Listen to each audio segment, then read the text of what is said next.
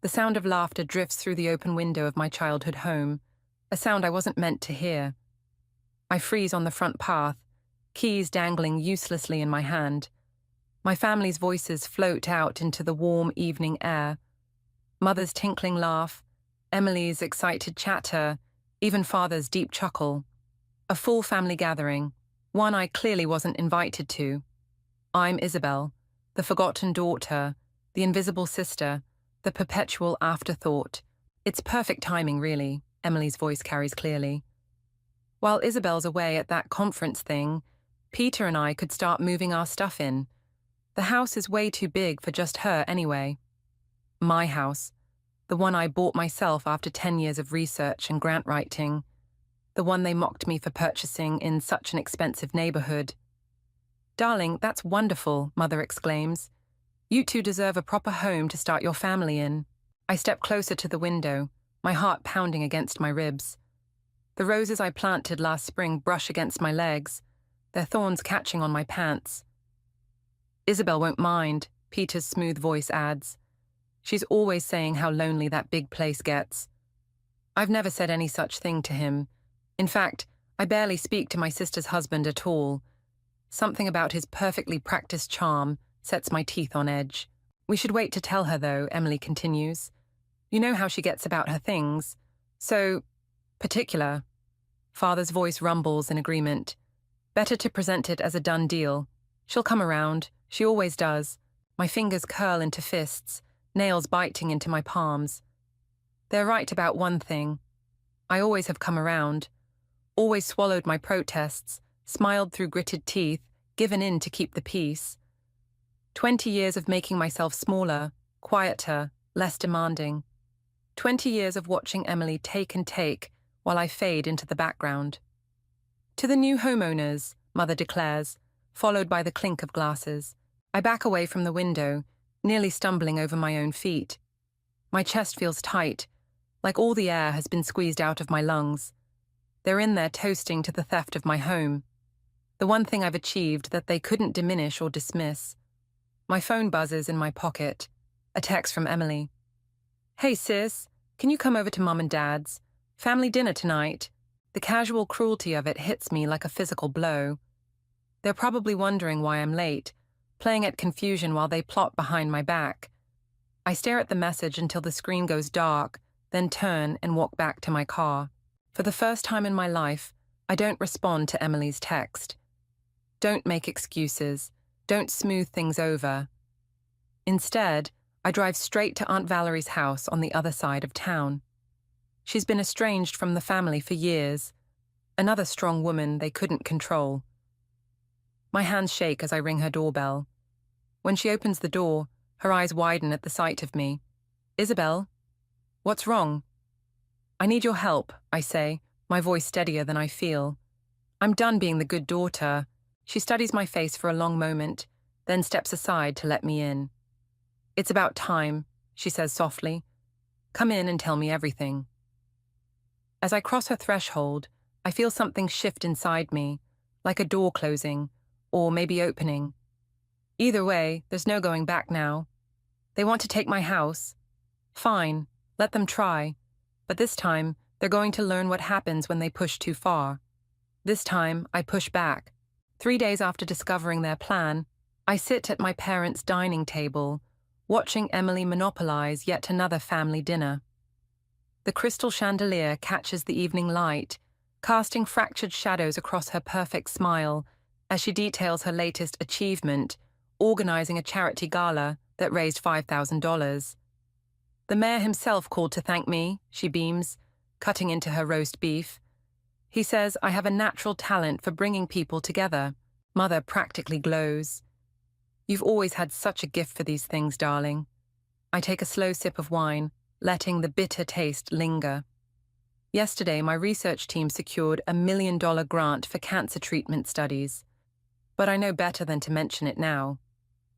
"Actually," Emily continues, "that's partly why Peter and I have been thinking about the future." She shoots me a sideways glance that makes my stomach clench. "We need more space for networking, hosting events." Father sets down his fork. "Have you found somewhere?" Exploring options. Emily's voice drips with manufactured innocence. Actually, Isabel, your neighborhood would be perfect for us. I carefully place my wine glass on the table. Really, houses there are quite expensive. Oh, we have ways of making it work, Peter chimes in, his smile never reaching his eyes. The market's full of opportunities if you know where to look. Speaking of opportunities, I say, my voice steady despite my racing heart. Did you ever sort out that issue with your investment firm, Peter? The one that made the news last month? The silence that follows is delicious. Peter's smile falters for just a fraction of a second. What issue? Mother asks, looking between us. Just a minor regulatory misunderstanding. Peter recovers smoothly. All resolved now. Isabel must have seen some outdated article. Funny, I continue. Butter wouldn't melt in my mouth, because I could have sworn I saw something about it just yesterday. Isabel, Father cuts in sharply, let's not discuss business at dinner. Emily was telling us about her charity work. Of course she was. Emily was always telling us about something. I watch her shoot Peter a reassuring look, her hand finding his under the table. The diamond on her finger catches the light, probably worth 3 months of his salary, if he actually earned what he claimed. Well, Emily chirps, clearly eager to change the subject, we have more exciting news. We're thinking about starting a family soon. Mother gasps in delight. The crystal glasses practically vibrate with her joy. Oh, darling, that's wonderful. Isn't it? Emily's eyes find mine again, triumphant. We'll need plenty of space for a nursery, of course, and a yard for the children to play in. The implication hangs in the air like smoke. My house has 4 bedrooms, a sprawling backyard, everything a growing family could want. Your sister's house would be perfect, Mother says, as if reading from a script. Isabel, you barely use half those rooms anyway. My fingers tighten around my fork. I use every room in my house, Mother. The 2nd bedroom is my home office, the 3rd is my library, and the 4th. But you're hardly ever there, Emily interrupts, always at the lab, or at those boring conferences. Those boring conferences are where I present my research, I say, my voice taking on an edge. Research that could help save lives. Father waves his hand dismissively. Yes, we know all about your work. But family should come first, Isabel. Your sister needs... What about what I need? The words escape before I can stop them, sharp and clear in the suddenly silent room. 4 pairs of eyes stare at me in shock. I've broken the cardinal rule. I've disrupted the carefully maintained fiction of our perfect family dynamic. I think, I say, standing slowly, I should go. Don't be dramatic, Isabel, Mother starts, but I'm already moving toward the door.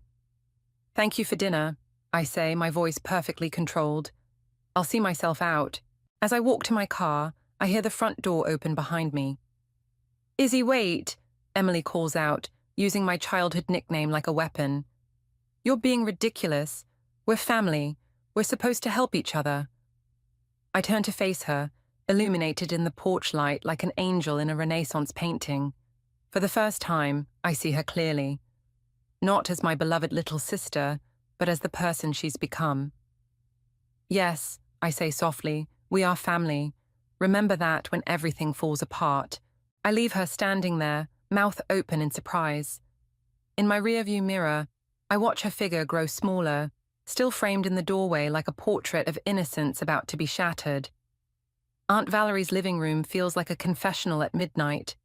Files spread across her coffee table, illuminated by a single lamp, casting long shadows on the walls. She hands me a thick manila envelope, her expression grim. You need to see this, Isabel. Her voice is steady, but her hands shake slightly. I've been tracking Peter's business dealings since he married Emily. What I found, it's worse than we thought. I pull out document after document, bank statements, property records, legal notices. Numbers blur before my eyes until one figure makes me stop breathing. This can't be right. Your parents remortgaged their house 6 months ago, Aunt Valerie confirms. They gave Peter the money for his investment scheme, nearly everything they had. The pieces click together with sickening clarity. That's why they want my house. They're not just helping Emily, they're desperate. Peter's firm is under federal investigation, she continues, sliding another document toward me. These complaints go back 3 years. Ponzi scheme, fraud, embezzlement. My phone buzzes. Another text from Emily. Can we talk? I hate how we left things. I ignore it, focusing on the papers in front of me. Does Emily know? About the investigation? No. About your parents' money?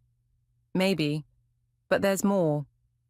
Aunt Valerie pulls out her laptop, turning it toward me. Look at these property records. My eyes scan the screen, catching on familiar addresses. These are all foreclosures. Houses in my neighborhood. Peter's been buying them through shell companies, flipping them for profit. But look at the sale prices versus the actual market value. The numbers don't add up. Can't add up. Unless a knock at the door makes us both jump. Through the window, I see Emily's car in the driveway. Isabel? Her voice carries through the door. I know you're in there. Your car's outside. Aunt Valerie helps me gather the documents, shoving them into a drawer.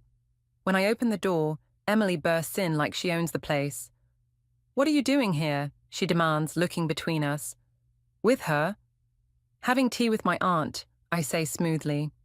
Is that a crime? Emily's perfect composure cracks slightly. You know Mother and Father don't approve of... Of what? Aunt Valerie cuts in. Of the only person who told them the truth about their precious son-in-law 3 years ago? Emily's face flushes. That was different. Peter explained everything. Did he explain why our parents had to refinance their house? The words escape before I can stop them. The color drains from Emily's face. How did you... No. I step closer.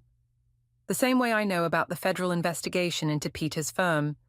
The same way I know about the foreclosure scheme he's running in my neighborhood. You don't understand, Emily whispers. He has a plan. He's going to fix everything. With my house? My laugh sounds hollow even to my own ears. Is that why you're really here? To make sure I don't ruin your husband's latest con? It's not like that. Emily's voice rises, hysteria creeping in.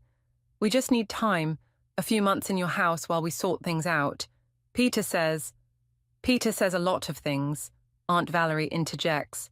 But the numbers don't lie. Emily's face hardens. You've always been jealous of me, both of you. You can't stand that I'm happy, that I have everything you don't. Everything I don't? I gesture to the room around us. I have a career I built myself, a home I earned. What do you have, Emily? A husband who's about to drag our whole family down with him. You're wrong about him, she says, but her voice wavers. And if you try to interfere, I'll make sure Mother and Father never speak to you again. I meet her eyes, seeing not my little sister, but a stranger wearing her face. Go ahead, but remember, when everything falls apart, you chose this. She leaves like she arrived, in a whirlwind of self-righteous anger. Through the window, I watch her speed away, probably straight to Peter to warn him. What now? Aunt Valerie asks softly. I pull out my phone, scrolling through contacts until I find the number I need. Now we call Diana Lewis. It's time to get proof they can't ignore. The phone rings 3 times before a crisp voice answers. Lewis Investigations. I need your help, I say, watching Emily's taillights disappear into the night. My family's about to lose everything, and I need to make sure the right people go down for it. Diana Lewis spreads photographs across my kitchen counter, like a dealer laying out cards for a high-stakes game. Each image tells a story. Peter shaking hands with known fraudsters, entering buildings through back doors, passing envelopes in shadowy parking lots. Your brother-in-law's been busy, Diana says, tapping one particular photo. This man here, former SEC investigator turned private consultant. They've met 6 times in the past month. My coffee grows cold beside me as I study the evidence of Peter's double life. And my parents' money? Already gone. Diana's voice is gentle but firm. Transferred through 3 shell companies, then offshore. Classic exit strategy. The doorbell rings, making me jump. Through the peephole, I see Mother standing on my porch, clutching her designer handbag like a shield. Isabel, she calls out, Please, I need to talk to you. I gesture for Diana to gather the photos, watching her slip them into a folder and disappear into my study. When I open the door, Mother bursts in, her perfectly maintained facade cracking around the edges. Emily told me what happened at Valerie's, she says, pacing my foyer. How could you say such terrible things about Peter? Are they terrible if they're true? She stops, her shoulders stiffening. He explained everything to your father. The investment opportunity was too good to pass up. Was that before or after you remortgaged the house? The color drains from her face. How did you? No. I lean against the wall, watching her. The same way I know about the federal investigation. The same way I know where Dad's retirement fund really went. You don't understand, she whispers, but there's fear in her eyes now. Peter says it's just temporary. Once the market turns. There is no market turn coming, Mother. It's a con. All of it. She shakes her head violently. No, Emily would know. She wouldn't let. Emily sees what she wants to see, just like you and Dad always have. Mother's hand trembles as she reaches for her phone. I should call your father. He'll explain. Actually, I say, moving to block her, I think you should see something first. I lead her to my study where Diana waits with the evidence spread out again. Mother's gasp is audible as she takes in the photos, the documents, the truth she's been avoiding. That's not, she starts, but her voice fails as she picks up a photo of Peter meeting with a known fraud consultant. When was this taken? Last week, Diana answers, 2 days after he convinced your husband to sign over power of attorney. Mother sinks into my desk chair, her carefully constructed world crumbling. What do we do? We can still stop this, I say, gentler now, but you have to trust me, and we have to act fast. Her phone buzzes, Emily's name flashing on the screen. Mother stares at it, then slowly turns it face down. Tell me everything, she whispers. We spend the next hour showing her the evidence, explaining the scheme, watching reality sink in. When Diana leaves, Mother remains at my desk, aged years in minutes. Why didn't you come to me sooner? I ask finally. She looks up, tears in her eyes. Because admitting I was wrong about Peter meant admitting I was wrong about so much else. About Emily. About you. The words I've waited decades to hear, and they taste like ashes. I have to tell your father, she says, standing shakily. And Emily? Oh God, Emily. Let me handle Emily, I say, walking her to the door. But Mother, don't tell Peter you were here. Don't let him suspect anything. She nods, then turns back suddenly. Isabel, I'm sorry, for everything. After she leaves, I stand in my empty foyer, the weight of secrets pressing down like lead. My phone buzzes, a text from Aunt Valerie. Peter just called, wants to meet tomorrow to clear the air. What's your play? I think of the evidence in my study, of Mother's broken expression, of Emily's blind faith in her husband. Of all the years I stayed quiet, played nice, kept the peace. Set up the meeting, I text back. Time to end this. My finger hovers over the send button for just a moment. Once I press it, there's no going back. No more playing the good daughter, the understanding sister. No more peace to keep. I press send. The cafe Peter chose sits at the edge of the financial district, all glass and chrome, and carefully cultivated sophistication. He's already there when I arrive, perfectly pressed suit and practiced smile, rising to greet me like we're old friends. Isabel, he says warmly, thank you for meeting me. Diana's voice echoes in my head. Remember, let him talk. The more comfortable he feels, the more he'll reveal. The wire beneath my blouse feels like it's burning against my skin. Peter, I reply, sliding into the seat across from him. I assume this is about the house. He laughs, all charm and ease. Always straight to the point. That's what I've always admired about you. The waiter appears, and Peter orders expensive coffee for both of us without asking what I want. Just like always. Actually, he continues, I wanted to clear the air. Emily told me about your concerns. Did she tell you everything? His smile flickers for just a moment. She mentioned you've been talking to Valerie, looking into my business dealings. The coffee arrives, and I watch him add exactly 2 sugars to his cup. Such precise movements for a man who's stolen millions. I have to admit, he says, I'm hurt. If you had questions about my investments, you could have come directly to me. Like my parents did. His expression doesn't change, but his knuckles whiten around his cup. Your parents made an informed decision to invest in their future, our future, as family. Family, I repeat, tasting the bitterness of the word. Is that why you're planning to move into my house? Because we're family? Isabel, he leans forward, voice dropping conspiratorially. I know you think you've uncovered something sinister, but you're only seeing pieces of a much larger picture. Let me explain. My phone buzzes, a text from Diana. FBI moving in on his office now, keep him talking. Actually, I cut him off, I'd love to hear about the larger picture, starting with the offshore accounts. The charm vanishes from his face like a mask being stripped away. Who have you been talking to? Does it matter? The FBI is probably asking the same questions right now. He goes completely still, and for the first time, I see the predator behind the polish. What have you done? What you forced me to do. I pull out my phone, showing him the live news alert about raids at his firm. It's over, Peter. He moves so fast I barely register it, grabbing my wrist across the table, coffee cups clattering.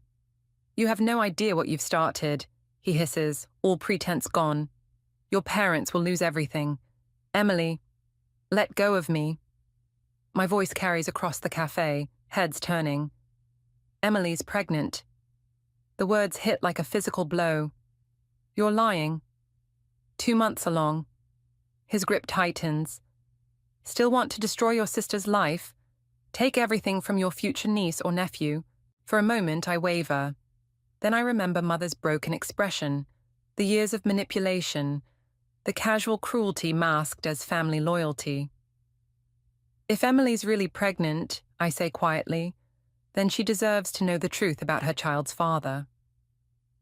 His phone starts ringing, probably his partner's discovering the raid. In the distance, sirens wail. Last chance, Isabel, he says, voice deadly calm. Walk away now. Let me handle this. Or I promise you, what's left of this family won't survive what comes next. I lean forward, meeting his eyes. You know what your mistake was, Peter. Thinking I still cared about saving this family. I'm not trying to save anything anymore. I'm burning it all down. He releases my wrist, standing so abruptly his chair topples backward. You'll regret this. No, I say, watching him gather his things with shaking hands. I really won't. As he strides out, already barking orders into his phone, I send a quick text to Diana. He's running. Her response is immediate. We've got eyes on him. You okay? I look down at my wrist, already bruising, physical proof of what's been hidden beneath the surface all these years.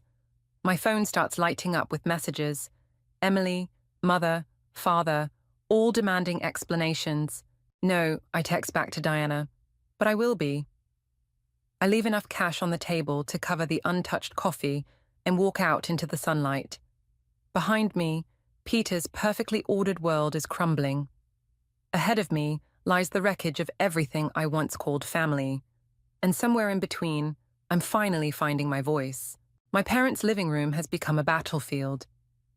Evidence folders spread across the coffee table like landmines, Diana's photographs scattered like shrapnel, and in the center of it all, my family fracturing before my eyes. This is absurd, Father thunders, throwing down the bank statements. Peter would never... He already has, I cut in, sliding forward another document. Your retirement account, Dad. Check the balance.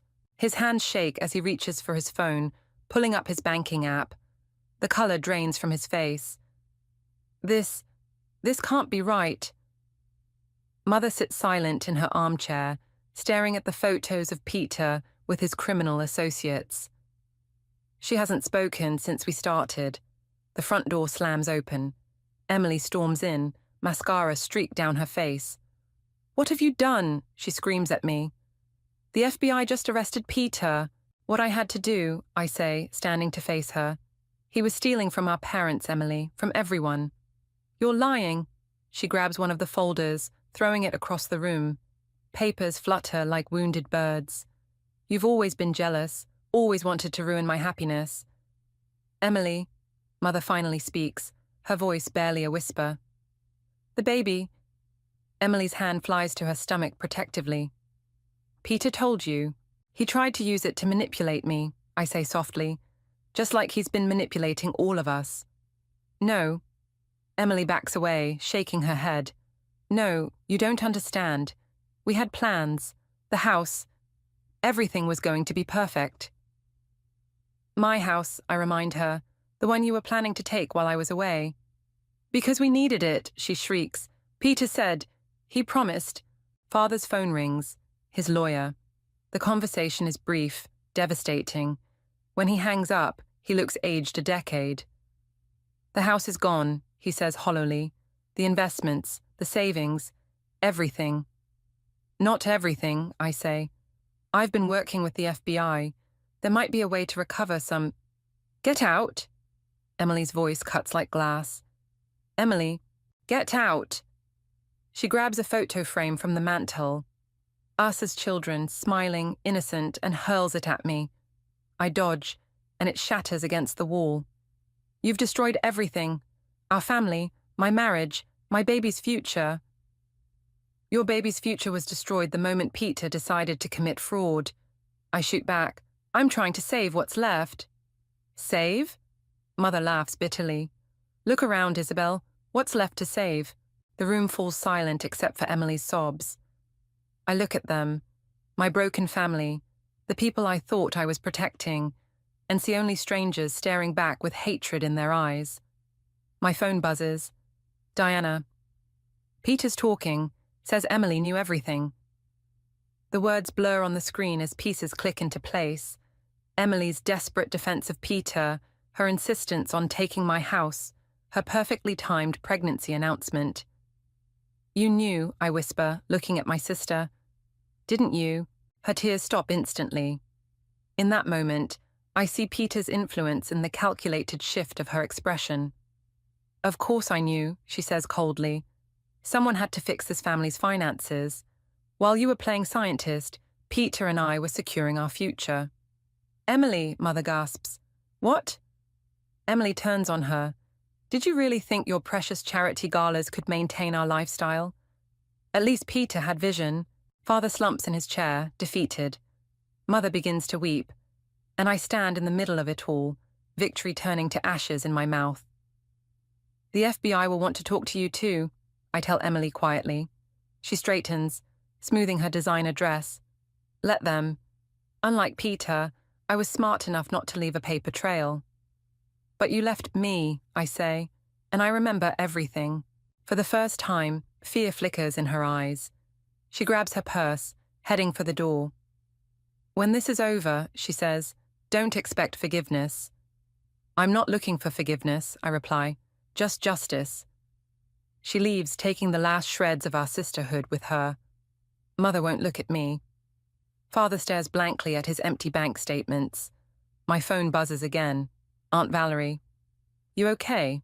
I look around the battlefield of my childhood home, at the wreckage of decades of lies and manipulation, at the cost of truth. I don't respond to the text. There are no words for this kind of victory, this kind of loss. Instead, I gather my evidence and walk out, leaving my family to face the ruins of their carefully constructed facade. Behind me, Mother finally speaks.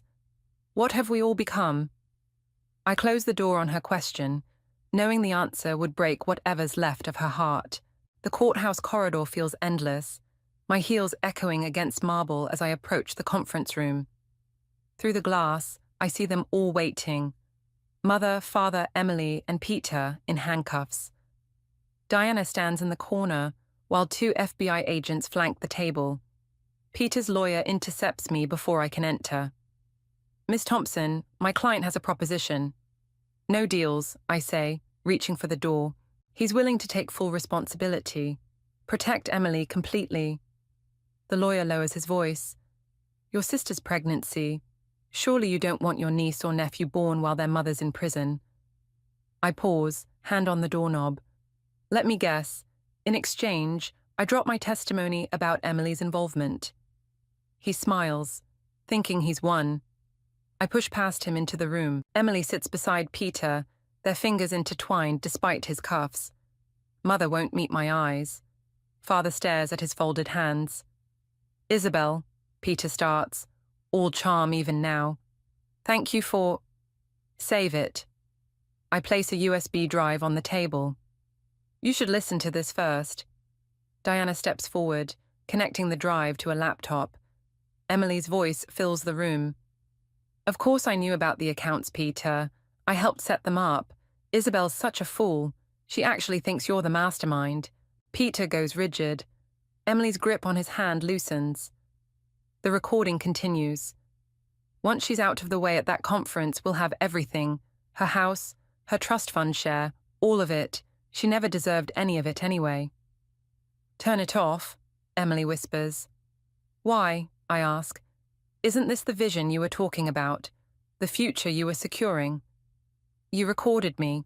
Emily stands trembling. Your own sister? You were planning to steal everything from me. Your own sister. Miss Collins, one FBI agent interrupts. You told us you had no knowledge of your husband's activities. Emily's mask cracks. I want my lawyer. Emily, Mother finally speaks. Tell them they're wrong. Tell them. They're not wrong, I cut in. She orchestrated everything. Peter was just the face of the operation. The charming distraction while Emily handled the real work. Peter laughs suddenly, harsh and cold. Well played, darling, he tells Emily. I actually believed you were the innocent one. Shut up, Emily hisses. Why should I? You've clearly been playing me as much as I played them. He turns to the agents. I think I'm ready to revise my statement. The room erupts. Emily screaming at Peter, lawyers shouting objections, agents calling for order. Through it all, I stand still, watching my sister's carefully constructed world collapse. You did this, Emily snarls at me over the chaos. Destroyed our family because you couldn't stand seeing me happy. Happy? I step closer, voice cutting through the noise. You were happy destroying our parents, happy watching them lose everything while you lined your pockets. They never lost faith in me, she spits. Never questioned me like they did you, because I earned their love. Earned it with lies, I say softly. And now they know the truth. Mother starts crying. Father finally looks up, decades of certainty crumbling in his eyes. Emily, he whispers, what have you done? The fight drains from her suddenly. She sinks back into her chair, looking small and lost, not the golden child anymore, just a scared woman facing consequences for the first time. I want to make a deal, she says quietly to the agents. Peter lunges across the table, cuffs rattling. You manipulative little... The agents restrain him as Emily's lawyer hurries her from the room. Mother follows, still weeping. Father stays seated, looking older than I've ever seen him. Isabel, he says as I turn to leave, I'm sorry for not seeing... I know, I reply, but it's too late. Outside the conference room, Diana waits. You okay? I watch Emily disappear down the corridor between agents, her designer heels clicking against marble like a final countdown. They wanted my house, I say, my life, everything I built, and now... Now they lose everything instead, Diana finishes. No, I correct her, straightening my shoulders. They lost it all the moment they decided to take what wasn't theirs. I just made sure they couldn't pretend anymore. I walk away from the wreckage of my family's lies, leaving behind the perfect daughter, the golden child, the sister I thought I knew.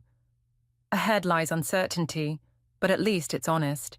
Sometimes revenge isn't about destroying someone else's world. Sometimes it's about refusing to let them destroy yours. The nursery mobile spins slowly above an empty crib, casting butterfly shadows on freshly painted walls.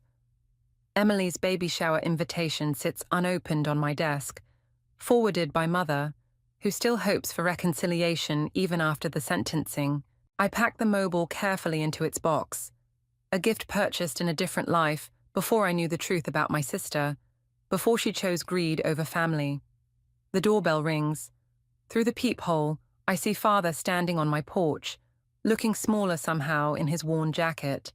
No more tailored suits, since the restitution payments began. "The house is being sold," he says when I open the door. No greeting, no pretense. "Your mother and we can't keep up with the payments anymore." I step aside, letting him in. He pauses in my foyer, eyes catching on the family photos I haven't taken down yet. "Emily's lawyer called. She's asking for character witnesses for her hearing." "And?" I told him no. His voice cracks. I can't lie anymore." The silence stretches between us, heavy with decades of unspoken truths. He moves to my living room window, staring out at the garden I've finally had time to tend. "Your roses are blooming," he says softly. "They do better when no one's trying to take them from me." He flinches, deserved pain. "Isabel, don't." I pick up the baby shower invitation. "Have you visited her?" "Once." He turns from the window. "She's different in there, smaller, like the Emily we knew was just a costume she wore.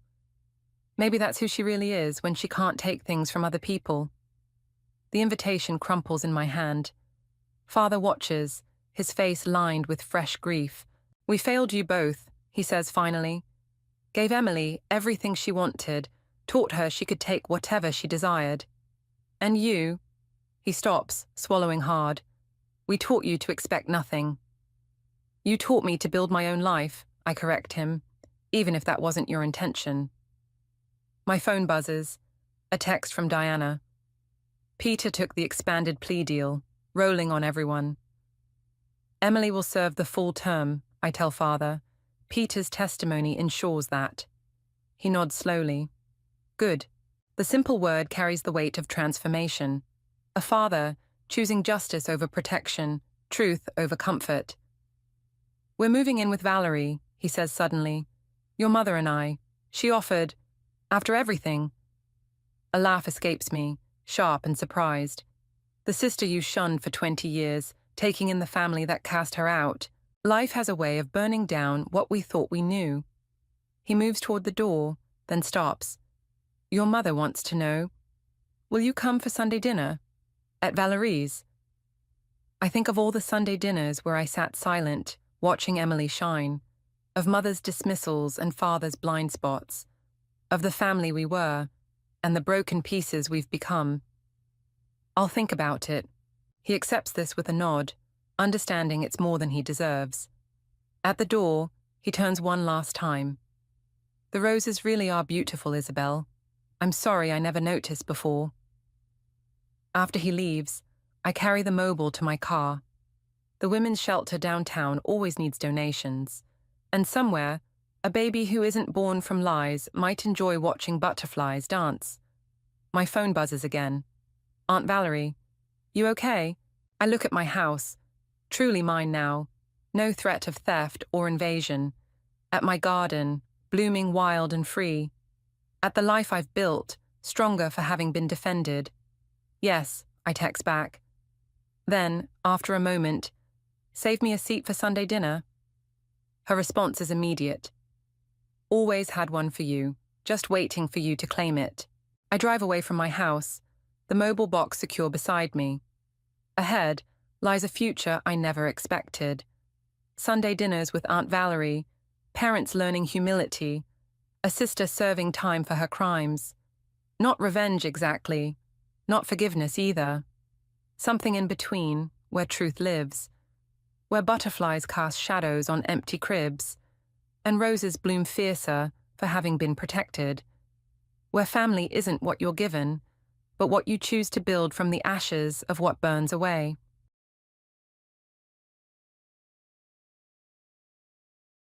My older sister, let's call her Riley, has had a pattern of dishonesty in her relationships that began when she was just 14.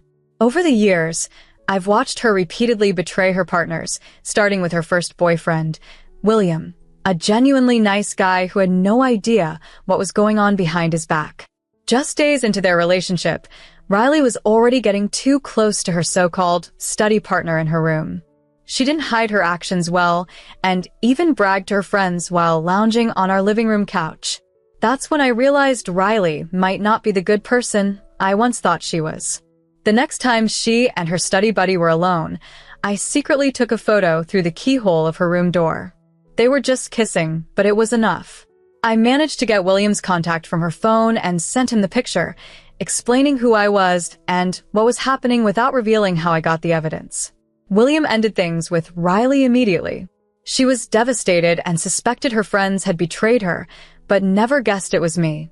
I hoped she'd learn from this, but she didn't. Her next serious relationship was with Henry, a sweet and somewhat naive guy who believed in the inherent goodness of people. Riley managed to convince him that her past was just a series of innocent pecks.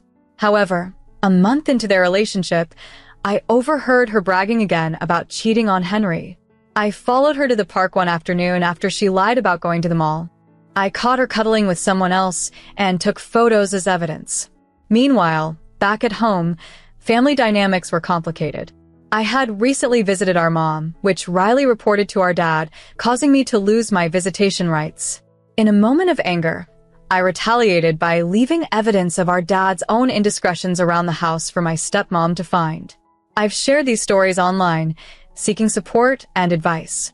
Unfortunately, this led to my posts being shared on other forums where I was bullied and called a liar. I want to make it clear that I didn't share my experiences to be targeted or harassed. I've had to remove rude comments from my posts and want to remind everyone that cyberbullying isn't just harmful, it's unnecessary. We all could benefit from stepping back from the keyboard and reflecting on our actions before causing harm to others.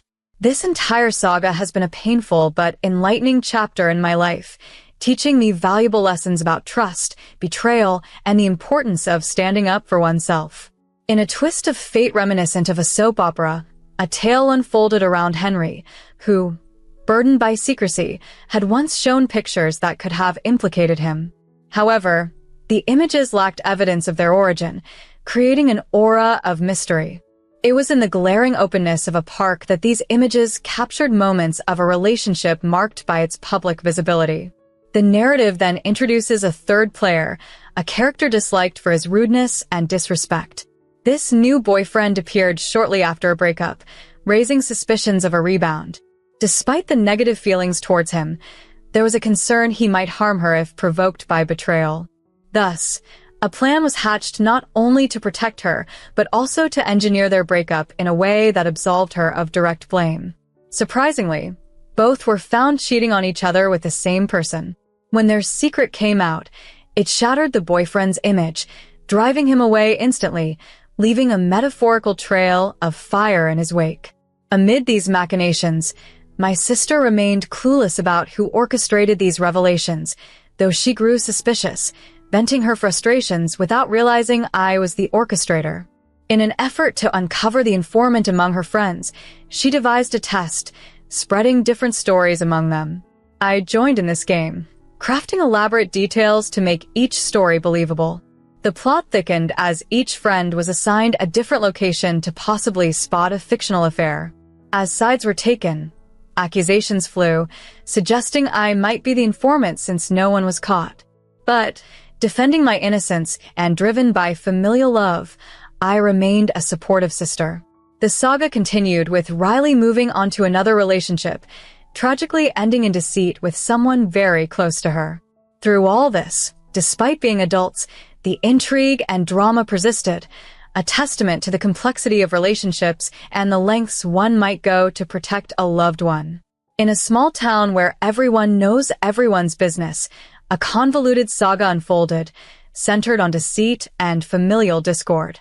It took a while for me to grasp the full extent of the deception, but it all started when twin brothers managed to confuse everyone with their identical looks. One twin, Daniel, once shaved his head in solidarity with a friend battling cancer, distinguishing him from his brother for the first time in a while. The trouble began when I received a video of the twins kissing in a car. Shocked by the deceit, I sent the video to Daniel, who was dating a girl that everyone thought was faithful. This revelation shattered her facade of loyalty as she hadn't disclosed her infidelity to anyone, not even her closest friends, who we'll call Ella and John. As the story spiraled, the girl, unable to hide her true nature, continued her pattern and cheated on John. Unsure if John would end things or even believe the cheating, I meticulously gathered evidence. In an unexpected twist, I caught Ella and John together. It seemed everyone was cheating on everyone. I exposed all parties involved, sending ripples through our tiny community. Overnight, the girl who once played the victim was now ostracized as the perpetrator. Now, you might wonder why I'm airing such dirty laundry publicly and with such bitterness. Well, the roots of my disdain trace back to childhood. You see, my half-sister and I share the same father, but have different mothers. Our father, a man of dubious morals, left her mother for my disabled mother. Despite her disabilities, my mother was a wonderful person, but due to legal maneuvers and a better lawyer, my father gained custody of me when I was just 3. As a child, I adored my mother and seized every chance to visit her, even secretly after school. When my sister discovered this, she informed our father, leading to another painful court battle where, in a moment of childish frustration, I openly denounced my father. The court then limited my visits, concluding that my mother was turning me against him. My mother passed away a year later, and I was barred from attending her funeral, a decision that cemented my deep-seated resentment towards my father and sister. My sister never acknowledged her role in our family's fractured dynamics, and my father's new wife, blinded by forgiveness, raised me alongside them. Years later, as I prepared to move into my maternal grandparents' home, I decided it was time to settle scores. I left incriminating photos of my father's infidelities around the house, strategically dated, showcasing his unfaithfulness throughout the years. These were not just mementos of his betrayal, but also pieces of a larger plan.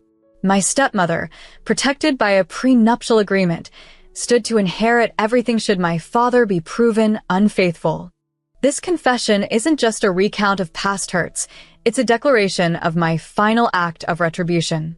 As I leave my father's house to reclaim my life, I do so knowing that the chaos I've unleashed will finally tip the scales of justice in favor of those wronged by his actions.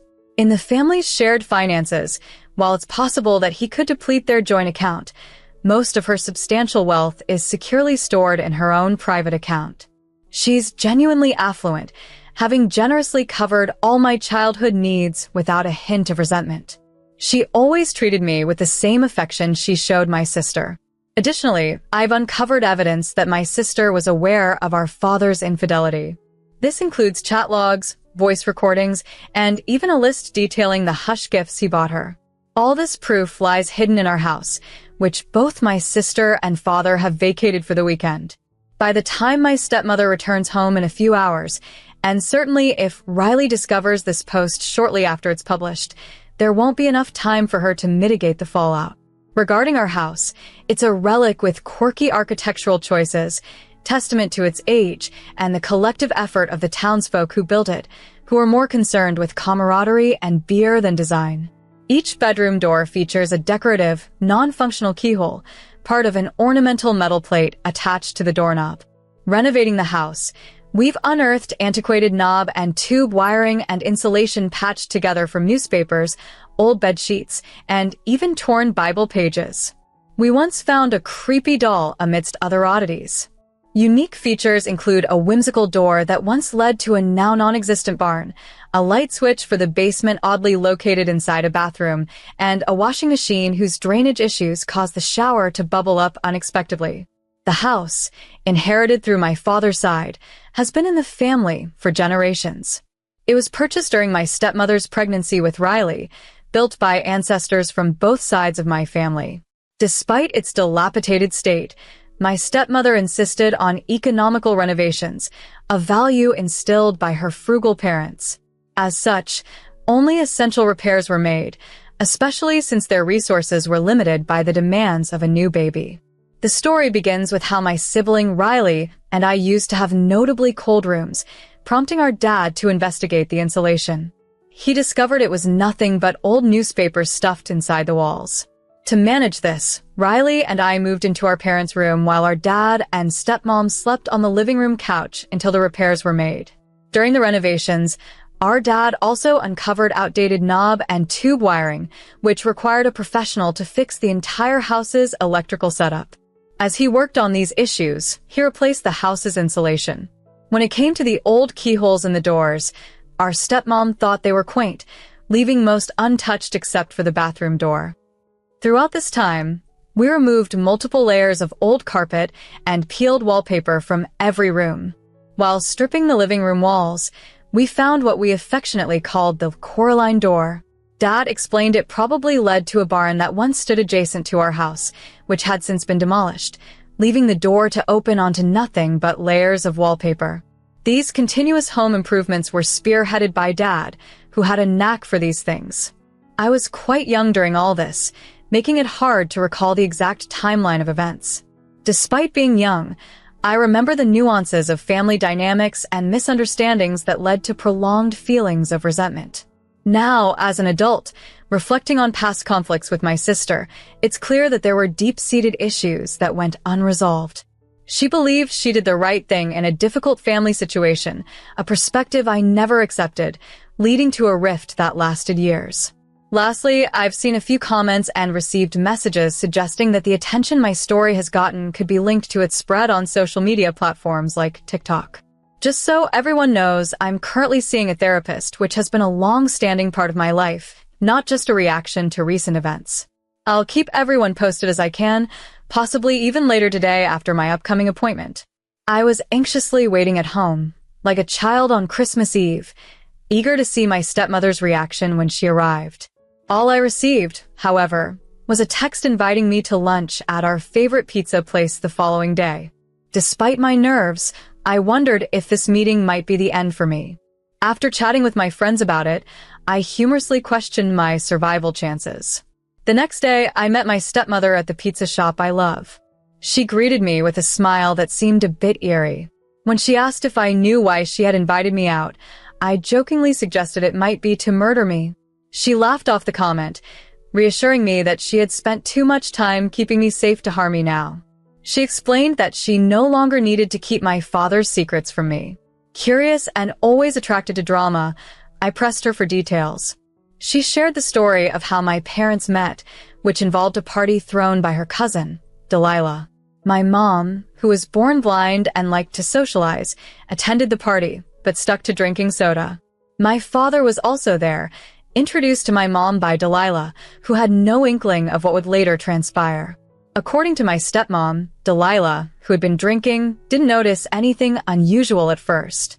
But later, she found my mother unsteady and helped her upstairs, assuming she had accidentally drunk alcohol. That night remained a blur in Delilah's memory. Years later, when my mother unexpectedly announced her pregnancy, Delilah was shocked but accepted my mother's explanation of a one-night stand. However, suspicions arose again when Delilah babysat me alongside another child named Riley. After conducting a DNA test, it confirmed that Riley and I were siblings, unveiling a family secret that led to a confrontation between my stepmother and my father, who admitted to a mistake made under the influence, claiming there had been consent. While I still harbored mixed feelings towards my stepmother, the revelations she shared added a new layer to our family's complex history. It was an isolated incident that had caused a rift, but my stepmother agreed to forgive my father on the condition that he remained an active part of my life. She had reservations, believing that my biological mother would have preferred to keep her distance from him. Despite her misgivings, my parents ended up in court and reached a settlement. My stepmother was not pleased, but chose to accept it to keep the peace. As my relationship with my father began to deteriorate, my stepmother intervened by financing family therapy and organized activities to foster bonding. However, my father misused these funds to secure a lawyer, ultimately gaining custody in a manner that left my stepmother powerless by the time she realized his intentions. Her disinterest in having a relationship with me persisted until my mother's death, which was a turning point for her. She acknowledged that leaving my father would mean abandoning me to his unfit parenting, a risk she was not willing to take despite having no legal claims over me since I had never formally allowed her to adopt me. She made efforts to support my grandparents in their legal battle to gain custody of me, but to no avail. Resigned to her fate, she decided to tolerate my father to ensure my safety. Her revelation came during the divorce. She confessed her strategy to leave him destitute under their prenuptial agreement, which favored the non-cheating party. During our conversation, she expressed regret for past mistakes, which had driven a wedge between us and my half-sister, Riley. Riley, on her part, seemed to have inherited her father's traits. My stepmother planned to offer her therapy or else cut ties, depending on her willingness to change. As for my father, he lashed out when he learned of the impending divorce, blaming me and declaring he never wanted to see me again. His accusations did not go unanswered. I reminded him of his continued infidelity and its consequences. In an unexpected turn, Riley confronted me, furious and unapologetic, accusing me of disrupting her life. I responded simply with a dismissive emoji and blocked her, along with my father. The drama seemed unending when my therapist called me the next morning, showing me a viral TikTok about my situation. We both laughed, recognizing the complexity of my family dynamics and acknowledging the long road of therapy ahead. Yet, there was an underlying optimism in his smile, a sign that, despite the challenges, there was hope for healing. I noticed his smile. He didn't want to admit it, but I could tell he thought my approach to getting revenge was impressive. We talked for a while about the whole ordeal, and though he felt it was a bit excessive, I disagreed. After our chat, my stepmom called, needing help with something, so I headed over to her place. When I arrived, she explained that her lawyer had advised my dad to collect his things and leave the previous day. With that done, she planned a bonfire for today, using the items he left behind. Curious, I asked if her lawyer was okay with this, and she casually mentioned it was all her property anyway. As we tossed the belongings into the fire, the flames soared, and the act surprisingly brought some enjoyment. She had also invited Andy and Sam. Sam, emotional and apologetic for not being upfront with me, explained her disdain for my father and her preference to stay away from him. Meanwhile, I showed my stepmom a text from Riley, which led her to call Riley and set things straight. She bluntly told Riley to stop blaming others for her own shortcomings in relationships and hinted that Riley's behavior resembled her unfaithful father. She gave Riley a week to rethink her decisions, emphasizing that she was an adult and could be cut off anytime. Later, we ordered pizza, and amidst our meal, my stepmom's father called her, inquiring about Riley's unexpected visit, distressed and in tears. My stepmom handled the call indoors, and although I'm not sure what was discussed, she emerged looking quite satisfied, assuring me that Riley was no longer my concern. I shrugged it off. After all, the day wasn't over yet.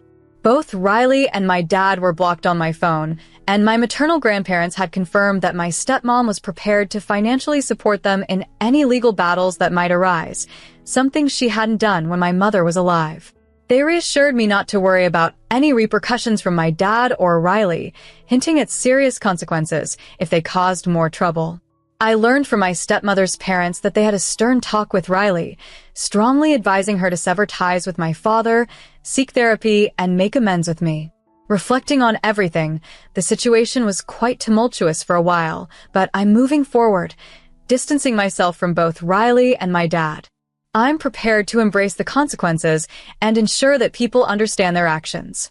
This whole saga has caused quite a stir in my small town, and the drama has spread rapidly. I'm ready to own that narrative whenever it comes up, as I want the truth of their actions known. Despite the turmoil, my stepmom has expressed her regret for past mistakes and her desire to help me financially moving forward.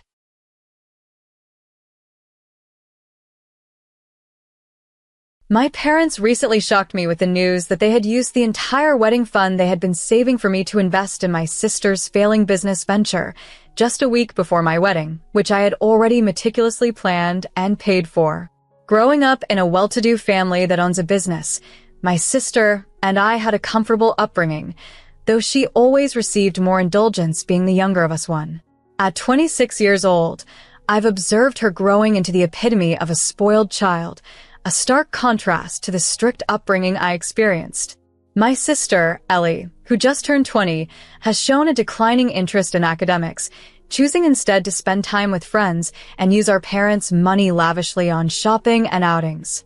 Despite her entitled attitude, our parents have never really disciplined her.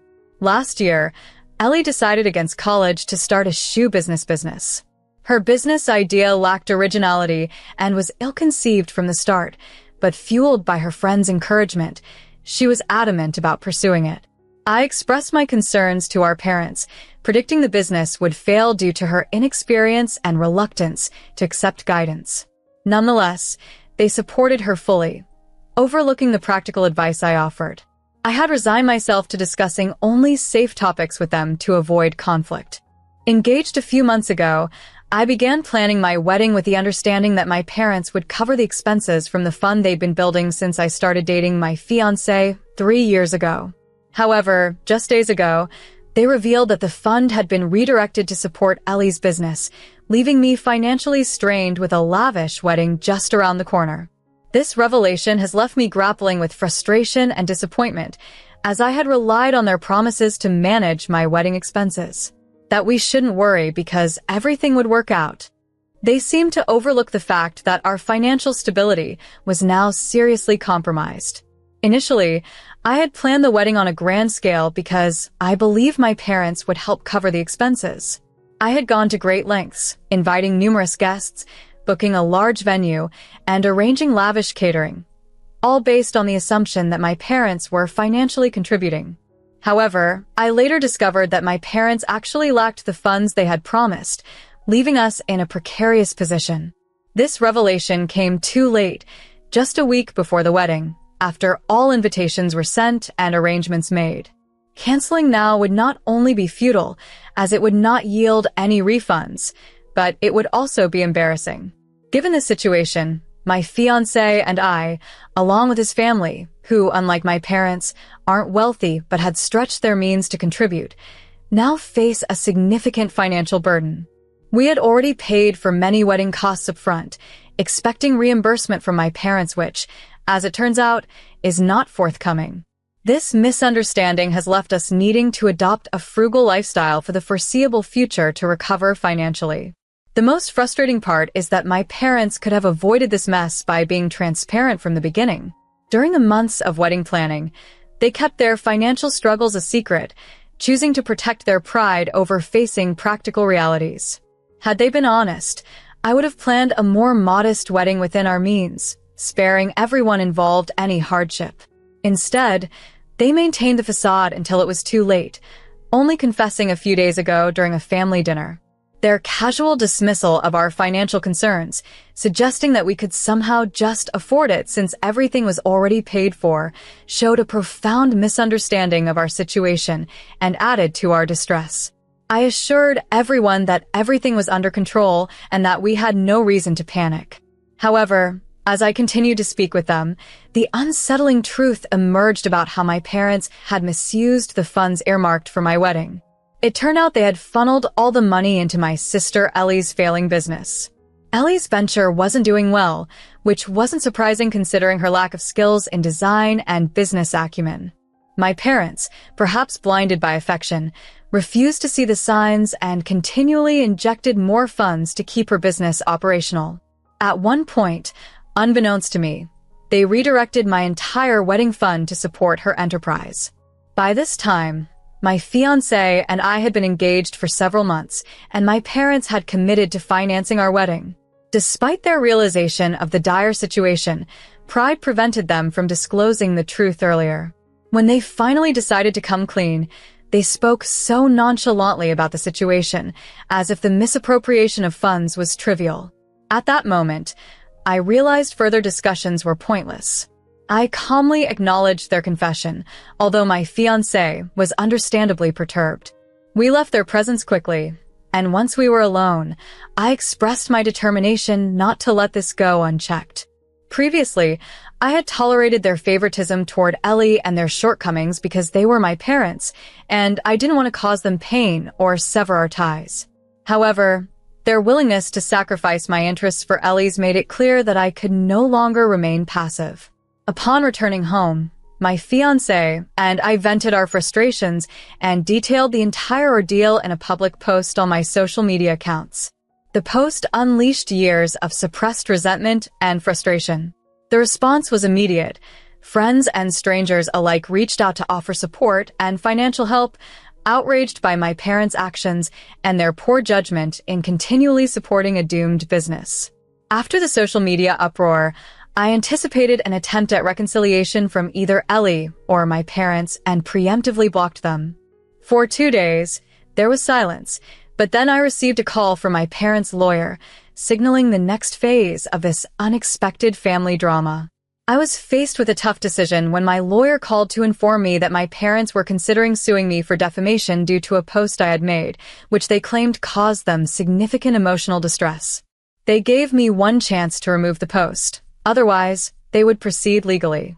Stunned by their threat, I decided to confront them directly. After unblocking them, I called with the intention of expressing my frustrations. However, the call took an unexpected turn when my mom answered and informed me, with a chilling tone, that my dad had suffered a heart attack because of my post. She emphasized the humiliation they felt from being publicly shamed and expressed disappointment that I hadn't approached them in person with my grievances. Shocked by the news of my father's condition, which was a complete surprise, I attempted to explain my ignorance of the situation, but my mom dismissed my words. She made it clear that I had 3 choices: take down the post and apologize, or live with the guilt of what had happened to my father. She also hinted that they knew they should have been more transparent with me, but now believed I valued their money over our relationship. I ended the call, overwhelmed with guilt and confusion about my father's health and our family dynamics. Feeling torn, I discussed the dilemma with my fiancé, unsure whether to retract my statement or stand by my words. Despite the gravity of my father's alleged health crisis, we both felt conflicted about issuing a public apology for airing a family grievance.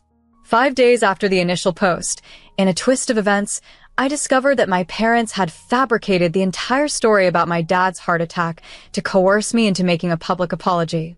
This revelation left me astounded by their manipulation. Now, more than ever, I am grappling with the moral implications of my actions and their deceit, trying to figure out the right course of action in the wake of such a profound betrayal. I felt it was necessary to offer a public apology, so I reactivated my social media post, which I had briefly taken down after learning of my mother's heart attack. Over the past couple of days, while trying to reach out, my mom consistently ignored my calls and messages. Finally, last night, after my 3rd consecutive call attempt, she texted, stating she wasn't ready to speak with me unless I publicly apologized. If I wasn't prepared to do that, she made it clear that neither she nor my dad would have anything further to discuss with me. Attempting to resolve the situation, I reached out to my dad's doctor, Uncle, who is also a longtime family friend. This way, even if my mom was avoiding me, I hoped Uncle could shed some light on the situation. In my urgency, I bombarded him with questions about my dad's condition, whether the heart attack was severe, and if he was still hospitalized or back at home. Uncle, sounding quite bewildered, assured me that my dad was in perfect health. They had even recently met for dinner and drinks, which puzzled me because I was under the impression my dad was gravely ill. Uncle suggested that with my upcoming wedding, I might be overwhelmed and confused. After a call, I decided it was critical to see the situation for myself. Despite the wedding preparations and the initial fear of seeing my dad unwell, potentially due to something I had caused, I made the trip to my parents' house. Upon arrival, despite my mother's resistance and refusal to open the door, I persisted. I told her I wouldn't leave until she allowed me to see my dad. After a tense standoff, she relented, albeit annoyed, and opened the door. I brushed past her and found my dad in good spirits, completely fine. It seems my mother had not anticipated my visit, hoping to keep me at bay. Now, understanding the real situation, I felt a mix of relief and frustration at the unnecessary drama that had unfolded. When I walked into the bedroom, my dad looked surprisingly well, casually sipping wine while working. As soon as he noticed me, he clumsily began to explain that enough time had passed since his heart attack, and he believed it was okay for him to drink again. He assured me he was feeling much better. Meanwhile, my mom approached me, visibly upset, accusing me of doubting their honesty about the heart attack. I couldn't shake the feeling that something was off. Their words didn't seem genuine. It was clear they were trying to maintain appearances, but I already knew the truth. Feeling betrayed and disgusted, I left without a word. Once home, I revisited a social media post I had made earlier and tried to settle my nerves. My past experiences had already tempered my expectations of my parents. This recent deception, however, was deeply unsettling. They had concocted a lie about a serious health issue just to elicit an apology from me, which I found despicable. It wasn't shocking, though. They have always been overly concerned with their public image, and my revealing post about a family financial dispute probably embarrassed them greatly, despite it being a consequence of their own actions. They've always favored my younger sister Ellie, making excuses for her privileges, because she was born when my mom was older. I've tried not to let it affect me and always strived to be the considerate daughter. But after this incident, I realized there was no point in striving for their approval anymore. Re-uploading my post was a small act of reclaiming my narrative. I discussed everything with my fiancé, who offered me comfort. We decided to focus on our upcoming wedding. Currently, we're at a hotel where most of our guests have arrived. Spending the evening with them distracted me from the family drama. Now, with everyone else asleep and the quiet of the night around me, I felt the need to vent. Tomorrow is my wedding day, a day I've looked forward to for months, and I refuse to let anything spoil it. Tonight, I'm clearing my mind, determined to enjoy every moment tomorrow, focusing solely on the joyous union with my fiancé.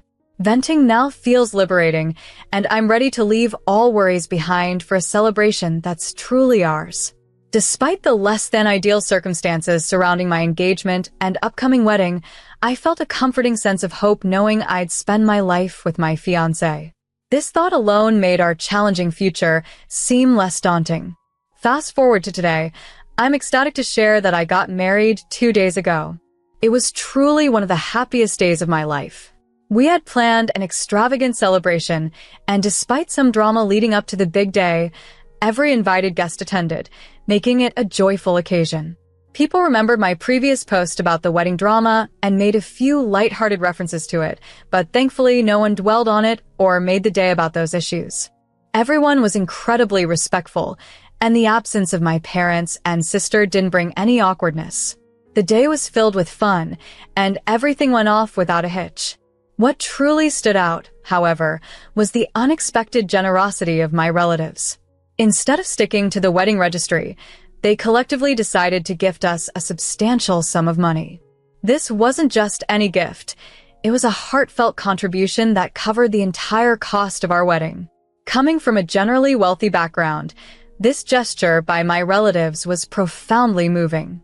Both my husband and I were deeply touched by their support, which felt like a genuine act of love rather than charity. This financial boon meant I no longer had to worry about our immediate financial future, allowing us to start our married life on stable ground. The solidarity and love from our family members during the wedding reinforced the feeling of being truly cared for, something irreplaceable. Moreover, I'm relieved that my parents and sister, Ellie, chose to stay away. There had been a lingering fear they might disrupt our day, so we had tightened security at the venue. However, they were actually vacationing at a beach resort, a fact I learned through photos Ellie posted online. Despite her provocative hashtag, their absence allowed us to celebrate without any familial tension. Nearly 2 months have passed since the wedding, and I feel an overwhelming sense of peace. While I cannot change my biological ties, I am content knowing that our social connections can be managed, allowing us to live happily and separately. This chapter of my life has closed beautifully, and I'm looking forward to all that comes next with my wonderful husband by my side. Since getting married, I've had little to no contact with my family. However, I've kept up with their lives through other relatives. Just last week, I learned that my cousin Ellie closed her business to pursue a college degree in business. It's somewhat ironic, because if she had made this decision before my wedding, it could have spared us a lot of drama. Now, she's attending one of the top business schools in the state, likely with my parents' financial help, despite her previous academic performance. Ellie hasn't stopped boasting about it on social media, calling it an elite school. It's startling to see my parents readily finance her education, whereas they seemed unwilling to make similar sacrifices for me.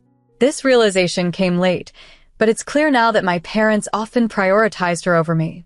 Having removed my rose-colored glasses, I see their actions in a new light, although I wish I had recognized this sooner.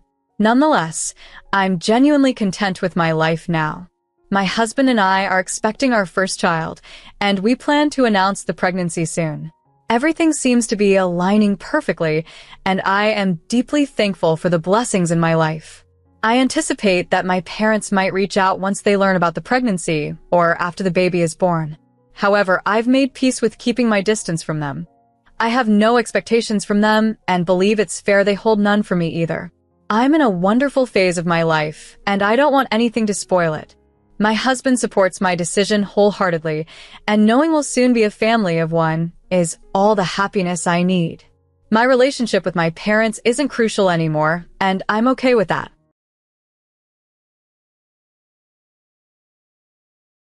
I'm a 16-year-old who just graduated from high school as a straight-A student and recently celebrated my 16th birthday. I have lived between my divorced parents' homes for most of my life. My mother, a talented 35-year-old Martin Brasategui, 12 stars at a top Russian restaurant in our city, has been raising me on her own for the past year and 10 months.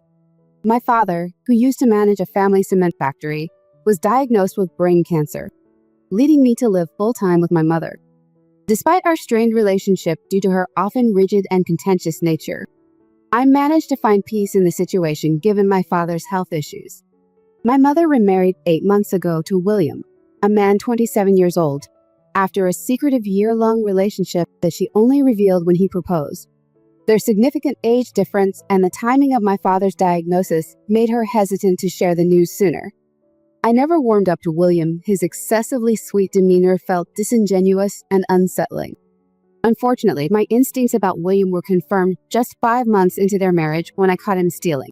The situation escalated, and when I exposed him, my mother chose to side with him and kick me out. She later pleaded with me to help save her marriage. But overwhelmed and feeling betrayed, I decided to move 5,010 miles away to live with my father. Now, as my mother threatens to disown me, I find myself needing to share my story and navigate this new chapter of my life, far from her but closer to my father, who has always been my anchor. My stepdad was a college tennis coach, so he usually got home before my mom. This meant we spent a lot of afternoons alone together, but he hardly ever spoke to me during these times. However, as soon as my mom arrived, he would suddenly become overly friendly, acting like we were close. It was obvious to anyone that his behavior was just an act. One afternoon, while I was getting a snack from the kitchen, I heard a noise from my mom's bedroom. I knew she kept a secret locker under her bed, where she stored her wedding jewelry from her marriage to my dad and other valuable items, including some emergency cash. She didn't trust banks much and preferred having her valuables nearby. The keys to this locker were supposed to be with her at all times, and I held the only spare set. Peeking in, I caught William red-handed, pulling out a bundle of cash from the locker. I froze in shock. When he saw me, his irritation briefly flickered before he smiled and casually draped his arm around my shoulders, escorting me to the living room. He concocted a story about my mom needing the money urgently for a work-related emergency and reassured me that everything was fine. Later that evening, when I tried to tell my mom about the incident, she preemptively shut me down. She didn't even let me start and snapped that she didn't want to hear any complaints about William. She seemed to expect that I was going to criticize her choice in him or urge her to reconcile with my dad, which was never my intention. Despite my efforts to explain the situation, she refused to listen and even threatened to ground me if I spoke against William. This response left me both frustrated and concerned about her unwillingness to see the truth. After the incident with William, I felt completely alienated from my mother, who seemed more enchanted by his superficial charm than aware of his true character. If she chose to live in denial, then I wasn't going to try to convince her otherwise, especially after she had dismissed my concerns so rudely. I stopped bringing up the subject and hoped that one day she would see William for what he really was. However, she never did, and over time, our relationship grew increasingly strained. Then, about a week ago, my mother decided it was time for a serious conversation. It was just the two of us at home. William was out with his friends. I braced myself for bad news, perhaps about my dad. But that wasn't it. Instead, after beating around the bush, my mother abruptly told me that I needed to move out.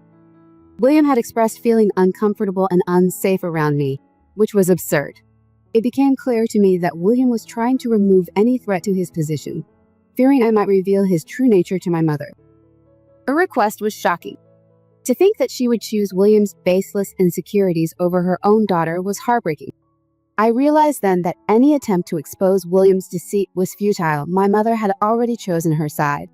I was so frustrated and done with the whole situation that I agreed to leave without arguing. As I packed my bags, my anger was palpable. Though part of me wanted to confront William directly, a better plan formed in my mind. I remembered the spare keys to the secret locker. Quietly, I snuck into my mom's room and took them from her purse, leaving a note that if she wanted her keys back, she should ask William about them. This was my way of ensuring he wouldn't escape accountability. With my belongings packed, I said goodbye to my mother. She seemed genuinely surprised that I was actually leaving that very day. Despite her initial shock, she recovered quickly and hugged me goodbye without any visible emotion. It was clear that she was not troubled by the turn of events. Leaving the house, I boarded a bus to my dad's place, which was nearly 5,010 miles away in the suburbs. I had mostly lived with my mom because of my dad's ongoing medical treatments and his need to be close to his hospital. He stayed with his brother, and that's where I was headed now, away from the turmoil and closer to a hopefully more stable environment. My dad, who lived with my uncle, had always taken good care of him. Whenever I visited, which was almost every week, I made sure to keep our conversations light and cheerful. I wanted to shield him from any unnecessary stress about my situation. Despite missing him terribly, I had never divulged any details about William or my mom's behavior to him. When he would ask about life at home, I'd reassure him that everything was fine, glossing over the truth. However, after moving in with him, I could no longer maintain this facade. It was crucial for him to understand what had been happening. So I laid everything out for him, including the events that led me to leave my mom's house. When I described how I had left a note to expose William's deceit, my dad became visibly angry. His ears turned bright red, a sight I'd never witnessed before. I was worried this might affect his health, but he managed to calm himself down. To ease his concerns, I explained my actions further, including how I had taken the keys and left a note, which I hoped would force my mom to confront William. This seemed to reassure him somewhat, and he praised my cunning. Both he and my uncle assured me that they were more than ready to look after me. They had only agreed to let me stay with my mom full-time because they thought it would be easier for me, but now they were eager to have me back. I felt much more at home with them, undisturbed by my mother's decision to send me away. The first day at my dad's passed without any word from my mom. However, the next day, she sent a video of William crying and apologizing, pleading for me to return home. He admitted his wrongdoing and expressed regret for having driven me away. Along with the video, my mom texted, claiming it proved William's remorse and his guilt for what he had done, including forcing her to expel me from the house. Although it was satisfying to see William in distress, my mom's subsequent messages were frustrating. She said she would only forgive William if I returned, making the situation about her ability to forgive him rather than addressing the wrongs done to me. It was exasperating that she was even making this a choice for me to consider. It should have been her decision to end the marriage and apologize for not believing me, not just waiting for me to fix things. The choices she offered, returning to a home where I felt invisible or treated like a burden, were unacceptable. No one should have to choose from such dismal options, and it was clear that staying with my dad was the better choice for me. Considering the depth of the situation with my mom and William, it was becoming increasingly clear that she was, in some ways, worse than him. Despite being my mother, she had chosen to prioritize another man over me, which felt like a betrayal beyond repair. It wasn't just William who owed me an apology. My mom had a lot to answer for as well. Instead of showing remorse, it seemed like she was turning the entire ordeal into a twisted game, expecting me to dictate the future of her marriage. After I told her I wouldn't return home, she sent me another video, this time of a somber yet still visibly upset William. He tried to explain that he loved my mom and was pleading for one last chance to prove himself. His voice was shaky, on the brink of tears, almost as if he was about to beg on his knees. Despite his emotional display, I remained unconvinced and affirmed that my decision was final. My mother's response to this was to accuse me of being overly harsh. Here were two adults, supposedly putting their happiness and marriage on the line to win back my approval. But their actions felt manipulative rather than genuine, and I felt no obligation to mend the distance growing between us. Choosing to ignore her subsequent messages, I distanced myself further. Over the next 3 days, she bombarded me with texts and video messages, both she and William apologizing repeatedly. She even went as far as to threaten divorce to prove her seriousness, sharing texts showing she had contacted a lawyer. William's latest video showed him appealing to my sympathy, claiming he couldn't bear to lose someone like my mom. Despite knowing my stance might be affecting their marriage, the entire scenario struck me as profoundly unhealthy. My mother was not only manipulating William, but also placing me in an incredibly unfair position. She was essentially making me the scapegoat for any potential end to her marriage, framing it as if their happiness hinged on my acceptance. But it wasn't my place to decide the fate of their relationship. It was manipulative and wrong to make me feel responsible for their marital problems. Both of them were adults, and it was bizarre how William allowed himself to be diminished in this way, possibly influenced by my mother's wealth. This whole ordeal was dehumanizing, and it felt wrong to even engage with it further. I couldn't bring myself to dignify their actions with a response, knowing deep down that I should not be the one to make decisions about their marriage. It wasn't just a matter of choosing not to be involved, it was about recognizing the toxicity of the situation and refusing to perpetuate it. William is caught in a cycle, just letting my mom control the situation daily. I've kept this from my dad to spare him the stress. I know if he found out, he'd step in, leading to a dramatic confrontation that could be too much for him right now. It's a tough spot to be in, feeling guilty for not wanting to force my mom into deciding whether to leave her dishonest husband. After reflecting and reading everyone's comments on my previous post, I realized maybe I should share my burdens with my dad. I've always tried to handle things on my own, partly because I don't want to bother him, especially now that he's dealing with cancer. It's made me reluctant to add to his worries, but the consensus was clear. I shouldn't go through this alone. Taking that advice, I finally told my dad everything about my mom and her manipulative behavior. He immediately called her out on it. She tried to dismiss him, saying it was none of his business, but he wasn't having it. He even threatened to seek full custody, making it clear that her actions were unacceptable.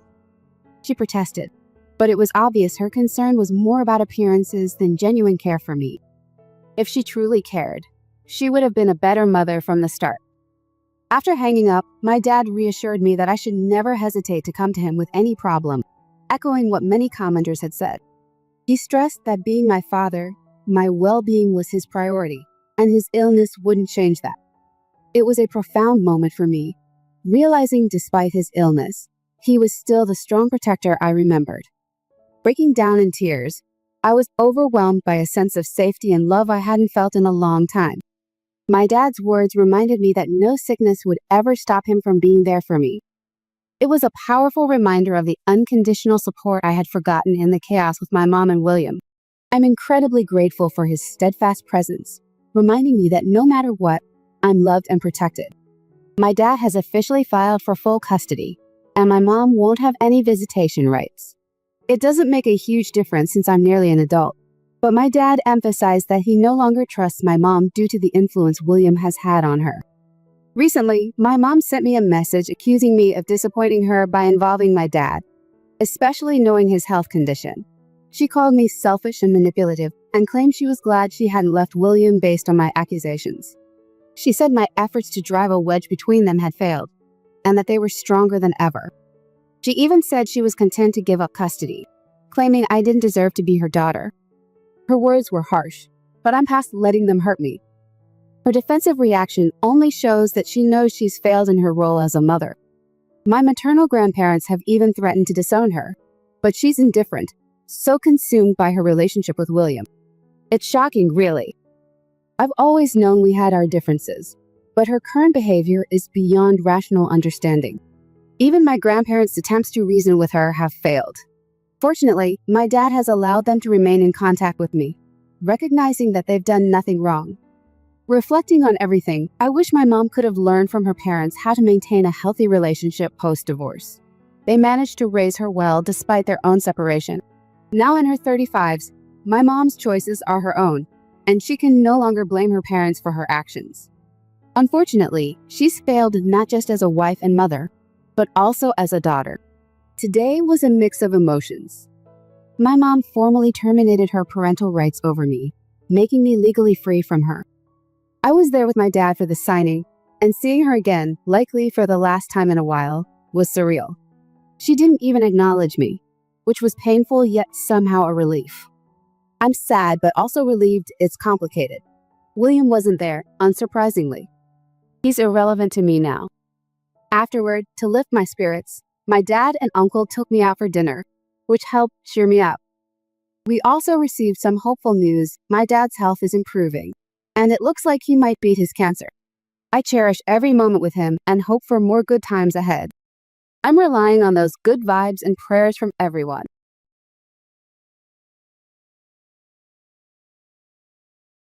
Maya's name Ella, and after my mom's unexpected passing, my dad was left heartbroken. In his grief, he eventually found companionship with a woman named Eleanor, who was also divorced with 3 teenage kids. Initially, I was pleased that Dad seemed to be moving on and finding happiness again. The rapid pace of their relationship caught me off guard, but seeing Dad happy was my main concern. Eleanor and Dad married and initially moved into her modest apartment. However, it soon became cramped with the 4 of them. Meanwhile, I continued living in my childhood home, a place filled with cherished memories of my mom. Dad began suggesting that moving into my spacious house would be practical for everyone. Though hesitant, I wanted to support him and agreed, hoping it would be a temporary arrangement. At first, things went smoothly.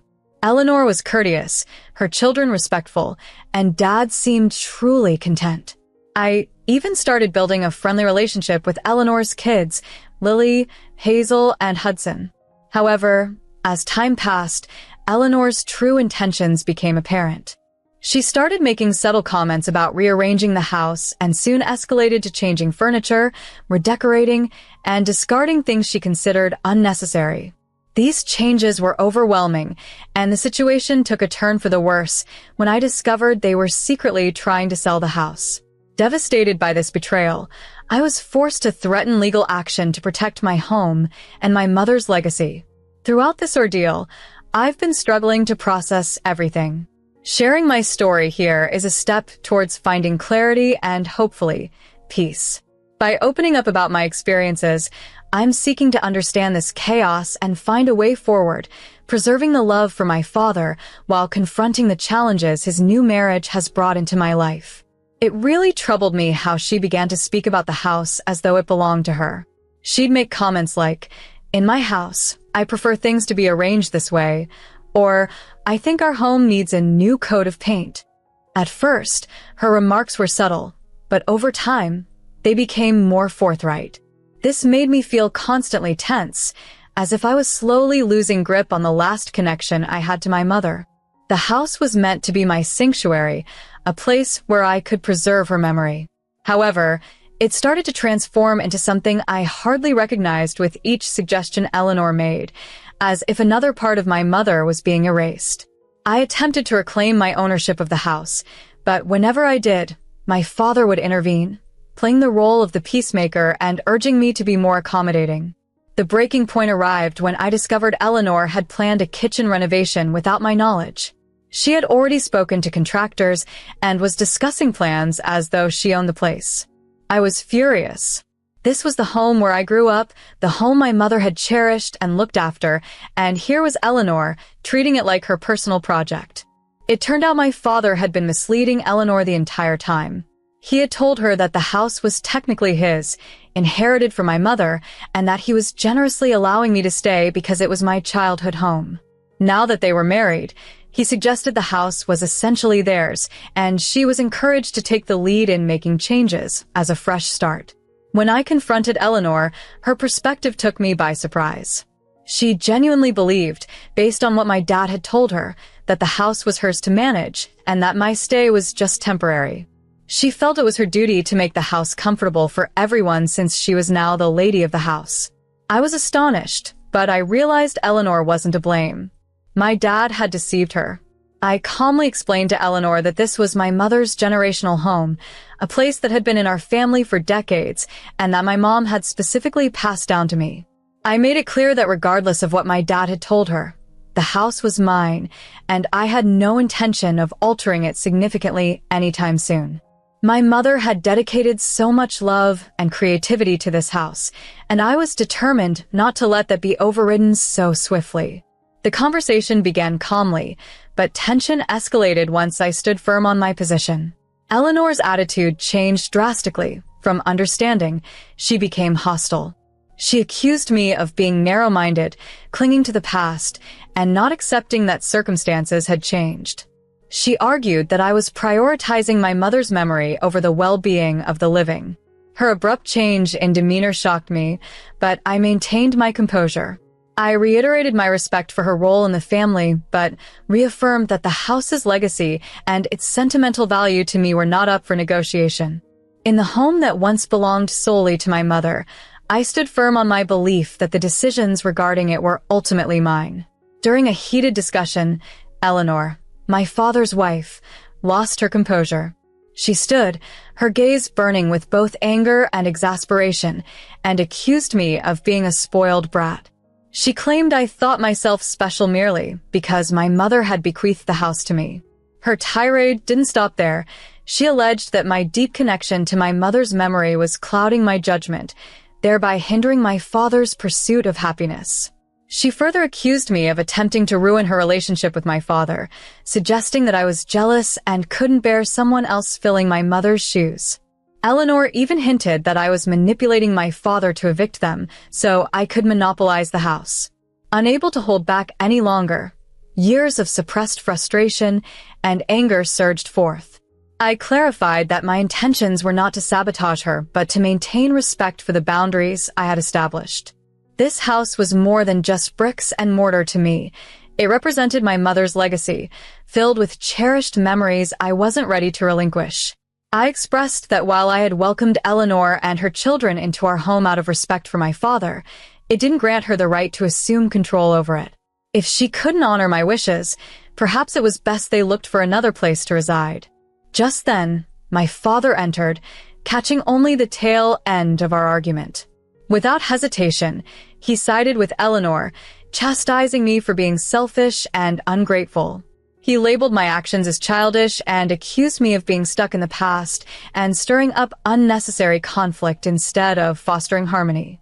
It felt as if he had completely dismissed all I had done to support him after my mother's passing, the sacrifices, the compromises, the pause I had put on my own life to help him grieve. His accusations felt like a betrayal, as though the man I had revered and depended on had turned his back on me. I was stunned by his defense of Eleanor, especially after her harsh words and actions. But the greatest shock was yet to come. My father revealed that he had begun the process of legally transferring the house into both his and Eleanor's names, making them co-owners. He justified this by saying it was only fair since they were married and should have equal say over the property. This revelation was devastating. The home that my mother had left specifically to me, a family heirloom, was now slipping from my grasp without my consent. The sense of betrayal cut deeper than just emotional. It challenged everything I believed was secure and stable about my life and heritage.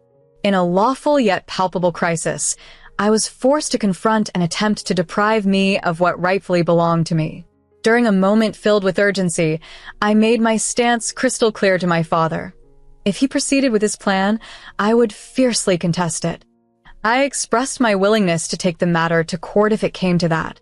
I hoped it wouldn't escalate, but I was prepared to go to any lengths to safeguard my mother's legacy and the home that carried profound significance for me.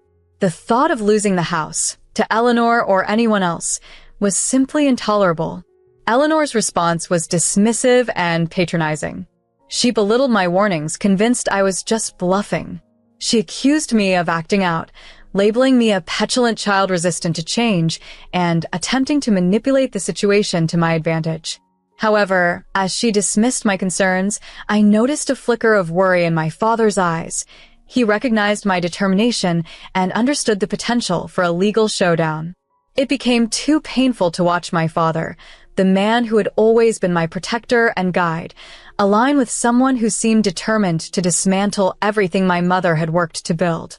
For a fleeting moment, I tried to see it from Eleanor's point of view.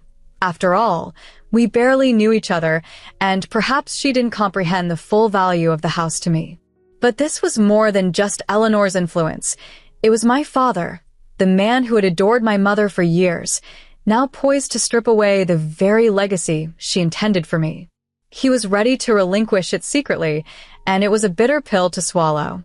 Unable to bear the betrayal, I decided it was time to leave. I packed my bags and retreated to my cousin's place to escape the raw, piercing sense of betrayal. Before I left, I issued a stern warning to Dad and Eleanor.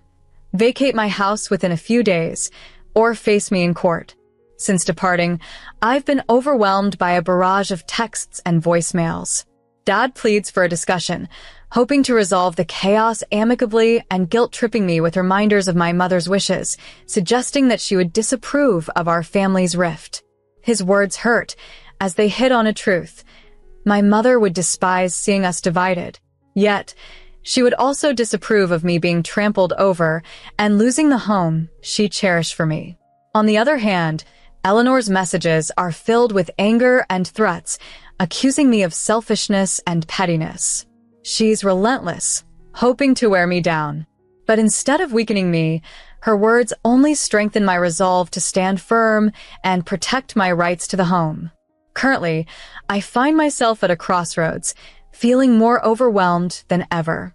On one hand, there's the profound love and respect I hold for my father, while on the other, there's a pressing need to assert myself and claim what rightfully belongs to me. I yearn for a peaceful resolution, one that avoids the complexities of legal disputes. However, a part of me is acutely aware that failing to act now could lead to a lifetime of regret.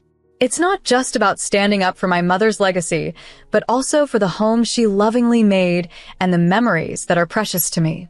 Caught in this storm of emotions, I am uncertain about my next steps. I never envisioned things reaching such extremes, yet I can't overlook the ongoing issues. This house is more than a mere asset. It's a tether to my past, a bridge to my mother, and a cornerstone of my identity.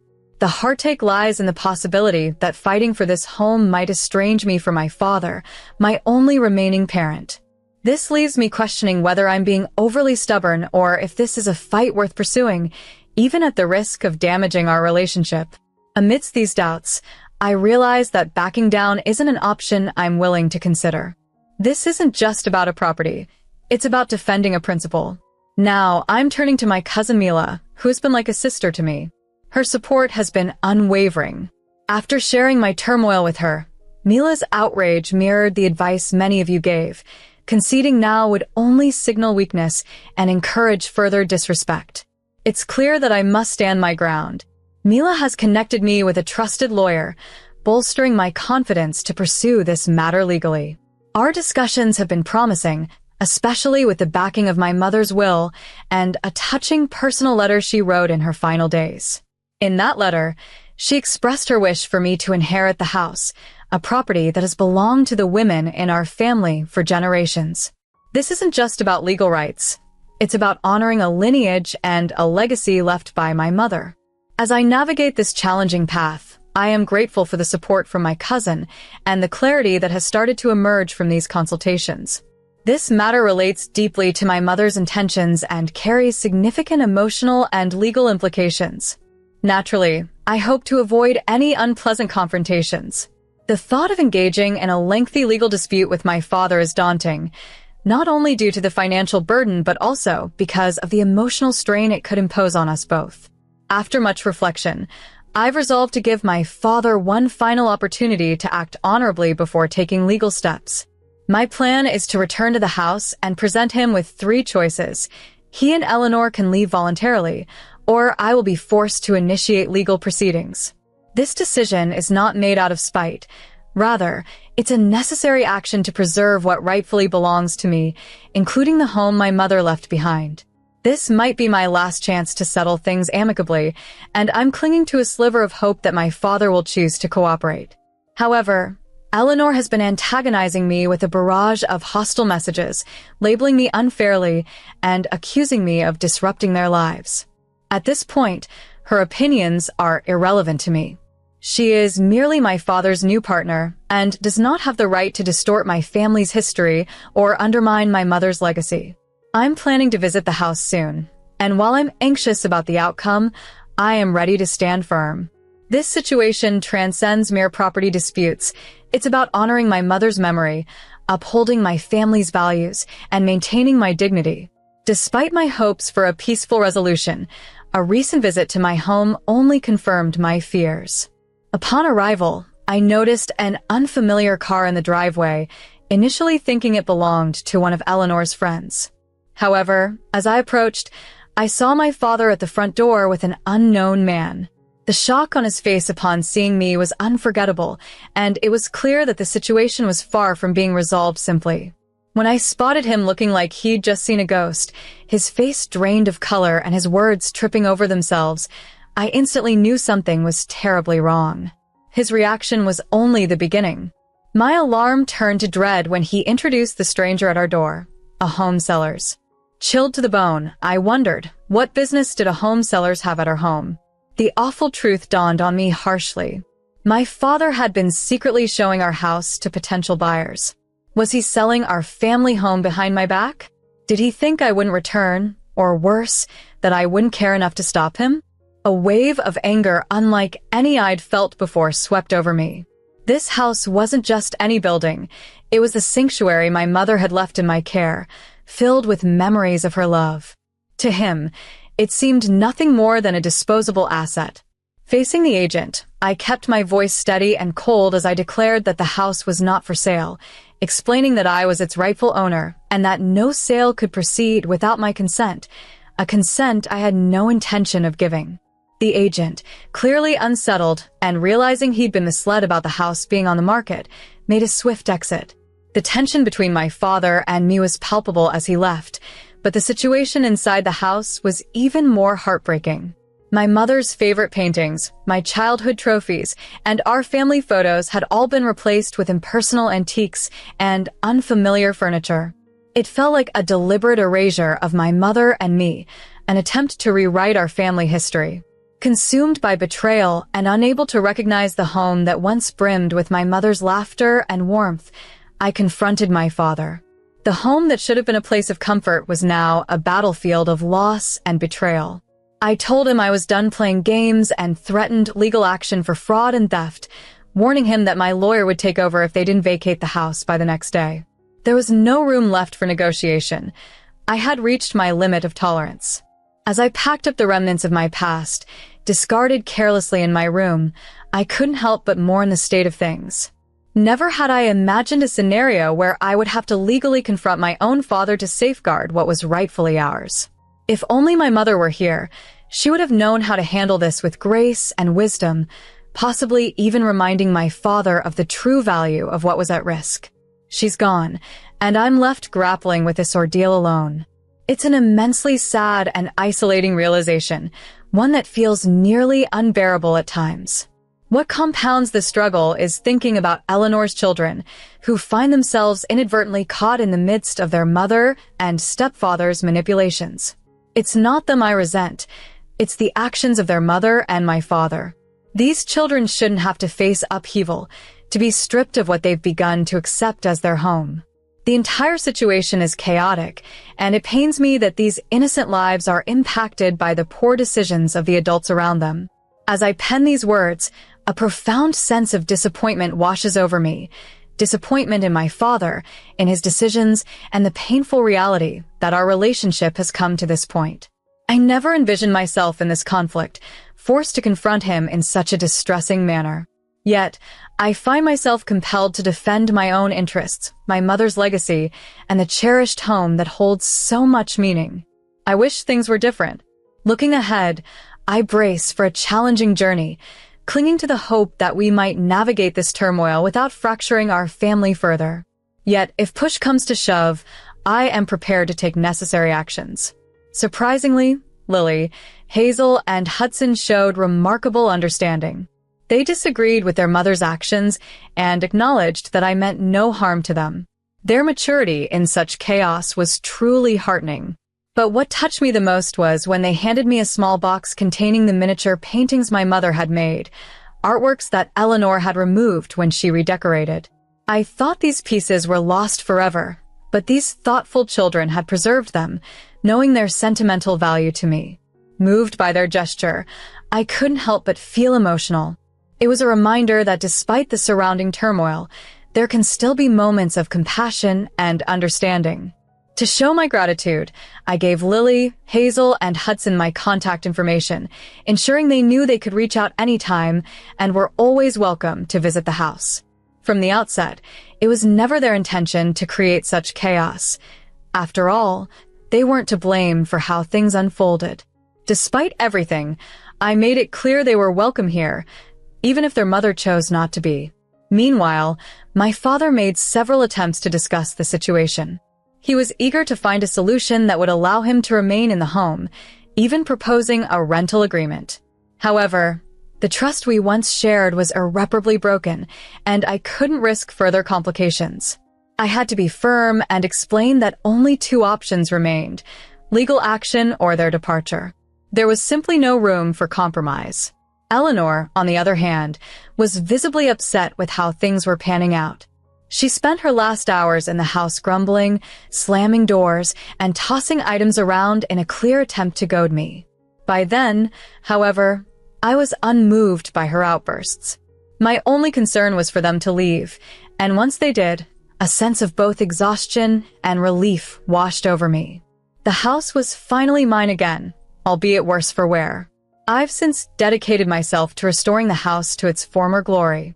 Each act of replacing furniture, hanging my mother's paintings, and reversing the alterations Eleanor made feels deeply therapeutic. It's as if with every change, I'm reviving my mother's memory in the home she cherished so dearly.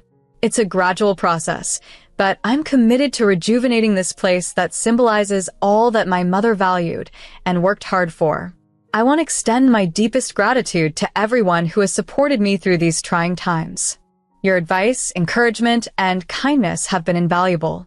Knowing there were people who understood and supported me gave me the strength to persevere when the situation seemed bleak. I am immensely thankful for each one of you. Your backing has been a beacon of hope and resilience.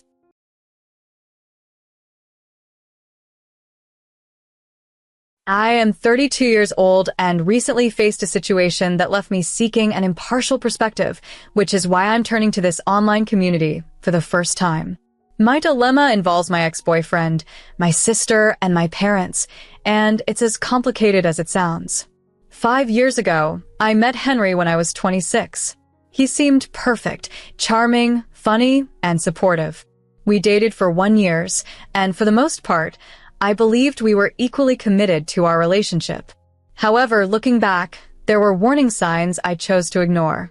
Henry was secretive about his phone and often disappeared for hours without explanation, brushing off my concerns by attributing them to work or making me feel guilty for questioning him. The truth came out unexpectedly during a family barbecue hosted by my parents. My younger sister, Hazel, who was 23 at the time, convinced me to join the gathering after I had been absent from family events for a while. During the barbecue, I noticed Henry was missing and went to look for him. I found him in the guest room, not alone, but with Hazel. They were together, and the shock was indescribable. They scrambled to justify their actions, claiming a profound connection and calling each other soulmates, a term they used to rationalize their months of deceit. Devastated, I left the barbecue in tears, barely managing to drive home safely. When I confronted my family, their reaction only deepened my hurt. My parents dismissed the situation as young love and trivialized my heartbreak, focusing instead on Hazel and Henry's new relationship. In the years that followed, I distanced myself from Henry, Hazel, and even my parents to some extent, focusing on rebuilding my life. I concentrated on my career, cultivated new friendships, and gradually found happiness again. Then, out of the blue, I received a wedding invitation from Henry and Hazel. Initially, it felt like a cruel reminder of the past, and I had no intention of attending. However, my parents intervened. They insisted that my absence would lead to family gossip and reflect poorly on all of us. They pressured me incessantly, employing calls, texts, and even unannounced visits to persuade me to attend. Now, as the wedding approaches, I find myself torn between the desire to maintain my dignity and the pressure from my family to appear supportive to avoid scandal. This is why I am seeking advice from this community, hoping for some guidance on how to handle this uncomfortable situation. They explained that it was time to release the hold of past grievances and aim for a more mature approach. During a heart-to-heart, my mom clarified that while they weren't pushing me to forgive, they hoped I would rise above the situation. She emphasized that maintaining family ties was more significant than clinging to resentments.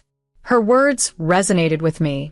Despite the strained communication with my parents, I wasn't ready to sever ties completely. I realized that moving forward meant demonstrating my recovery, not dwelling in perceived bitterness. I decided to maintain a cautious distance from my family, but refused to portray myself as defeated. So, I agreed to attend Hazel's wedding. However, the decision wasn't a closure I anticipated. Soon after, Hazel bombarded me with texts, some taunting me about her victory or how Henry always favored her. Initially, I dismissed her messages, but one particular batch grabbed my attention.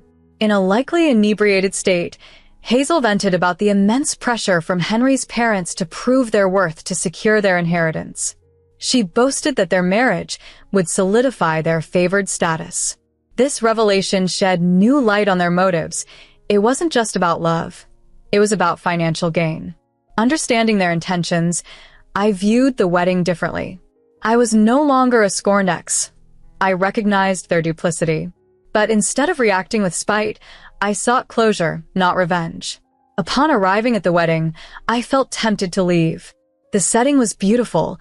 Everyone seemed joyous, but it all appeared insincere to me. I found my seat and braced myself to endure the ceremony quietly. Unexpectedly, my parents approached, requesting that I give a speech, arguing it would mean a lot to Hazel. Despite the humiliating prospect, my mother's persistence and my father's stern tone quickly wore me down. I reluctantly agreed, knowing they wanted me to preserve the family's facade, despite my discomfort. As I stood at the podium, anger and hurt surged through me. Yet, as I began to speak, a sudden clarity emerged. I initiated my speech with reflections on love's unpredictable nature and the fundamental need for honesty and trust in relationships. Then, I shared my personal ordeal, detailing my past with Henry and the heartbreak from his betrayal with Hazel. I didn't just recount my pain. I emphasized how the experience, while devastating, instilled in me lessons of resilience and self-worth. I had a heartfelt conversation with Henry's parents, expressing my gratitude for their warmth and support during the time I spent with Henry. I highlighted my appreciation and hoped they understood the complete reality of the decisions Henry and Hazel had chosen to make. Throughout our talk, I maintained a calm and steady tone, allowing the facts to resonate on their own. After I concluded, the room fell into a profound silence, and I could see the visible shock on Henry's parents' faces. They looked visibly upset and left abruptly. I could tell my words had made an impact.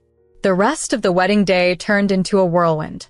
Hazel confronted me, visibly upset, accusing me of spoiling her special day.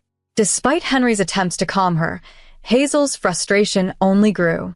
My own parents were embarrassed by the spectacle, but I stood by my words, feeling a long-awaited sense of closure after speaking my truth. Later, I learned from someone we both knew that Henry's parents were considering serious consequences for him, including possibly disinheriting him due to his actions, which they viewed as dishonorable. It seemed that Hazel and Henry's seemingly perfect future was at risk, and they blamed me for their predicament. Hazel sent a barrage of messages, labeling me as selfish and spiteful. I chose not to respond, confident in my decision to reveal the truth, regardless of the fallout. It's been a week since then, and Hazel's relentless messages continue, calling me a terrible person. It's starting to wear on me, making me question my actions at my sister's wedding. The attention this situation has received online has been overwhelming, and I'm grateful for the different perspectives people have offered. I need to clarify that attending the wedding wasn't an easy choice. I went not to stir up trouble, but to seek closure and to show my family that I'm not the vindictive person they perceived me to be. Yet, I can't deny that part of me wanted to make a statement. I felt deeply humiliated and betrayed by Henry and Hazel, two people I once trusted profoundly. In hindsight, my speech may have been driven by these emotions, aiming to ensure they felt the repercussions of their actions. I harbor no regrets for speaking out. During my time of pain, no one defended me, and Henry and Hazel's actions were largely ignored by our families. Henry's parents, though kind during our relationship, never stepped in. So, I don't regret sharing my side of the story. After the wedding, the immediate fallout was significant. Henry's parents were outraged, something that took me by surprise as they had always portrayed themselves as a dignified and upstanding family.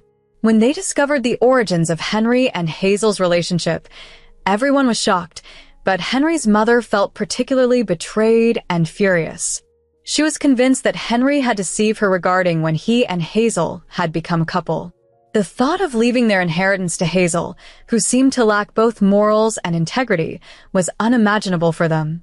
Henry's consistent dishonesty and the shame it brought upon the family name led to them severing all financial support for both Henry and Hazel. A few weeks later, I learned about their financial predicaments through a mutual friend who was keen on sharing the latest gossip. Cut off from his family's financial aid, Henry and Hazel found themselves struggling to maintain the extravagant lifestyle they had planned. Their wedding itself had been an extravagant affair, and they had expected the inheritance to cover these costs. Now, without any financial safety net, they were in a panic. Hazel was particularly hit hard. She had always envisioned a life of comfort and ease, and now she faced the daunting task of managing their escalating debts. Hazel's messages to me started off furious and accusatory. She blamed me for their financial woes, claiming I had sabotaged their future and turned Henry's parents against them. She called me selfish and vindictive, accusing me of ruining her happiness out of spite. But then her messages took a turn. She began demanding that I issue a public apology to Henry's parents, insisting that I had exaggerated their story in my speech. Hazel even suggested that I should plead with Henry's parents to rethink their decision to cut them off. Her demands were absurd. She expected me to degrade myself to rectify a mess they had brought upon themselves. It was almost comical. After all the betrayal and pain they had caused, Hazel's audacity to expect me to clean up their mess was bewildering. I firmly refused. I made it clear that I was not accountable for their choices or their consequences. If Henry's parents had decided to cut them off, it was a result of their own deceit and betrayal, not because of anything I had said. Their relationship had been built on lies, and now they were dealing with the consequences. It wasn't my responsibility to rescue them. I ceased responding to Hazel's further messages and blocked her. For years, I had borne the burden of their actions, but now I felt liberated from that weight. Their struggles were their own, and I had no interest in being involved. For the first time in a long while, I felt truly at peace. It's been a week since I blocked Hazel, and the sense of relief is palpable. No one else has tried to contact me about the matter, and I hope I'm not tempting fate by mentioning it. I have more important things to focus on than such petty drama. I'm determined to keep out of it, but if anything changes, I'll be sure to provide an update. Until then, goodbye. Oops, I might have spoken too soon in my last update, a classic blunder. It's been a few weeks since then, and quite a bit has transpired, prompting another update. After deciding to move on and block Hazel, just when I thought I had moved past the drama, my family dredged it up again. Barely over a week since I had ignored Hazel's persistent demands, my parents intervened, insisting we resolve our issues. They believed my actions had unnecessarily widened the rift within our family, and now it was my responsibility to mend it. They were particularly concerned about Hazel and Henry's hardships, pinning some of the blame on me. The tension escalated until I felt compelled to confront the situation head-on.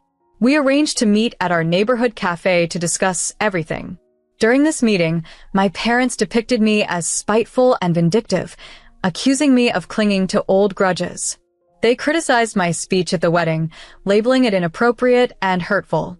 They emphasized the need for me to act maturely and reminded me that family should always come first, implying that Hazel, despite everything, was still my sister. They weren't just upset about the impact on Hazel and Henry. They felt I had shamed our entire family.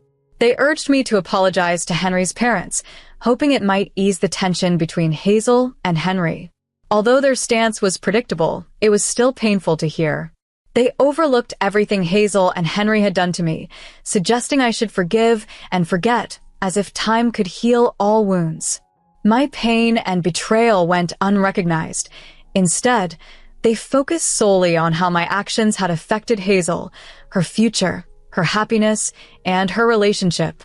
Feeling sidelined and invalidated once more, I knew I had to assert myself. I refused to apologize for speaking the truth at the wedding. I pointed out that Hazel and Henry's relationship had started on a foundation of betrayal, and if they were now facing consequences, that was not my fault. I highlighted the lack of accountability for Hazel's actions and the unfair expectations placed on me to always be the peacemaker. As my parents attempted to placate the situation by saying Hazel, Henry, and I were just young and these things happen, I reached my limit. Overwhelmed by frustration, I abruptly left the cafe and even turned off my phone to silence any further attempts to sway me.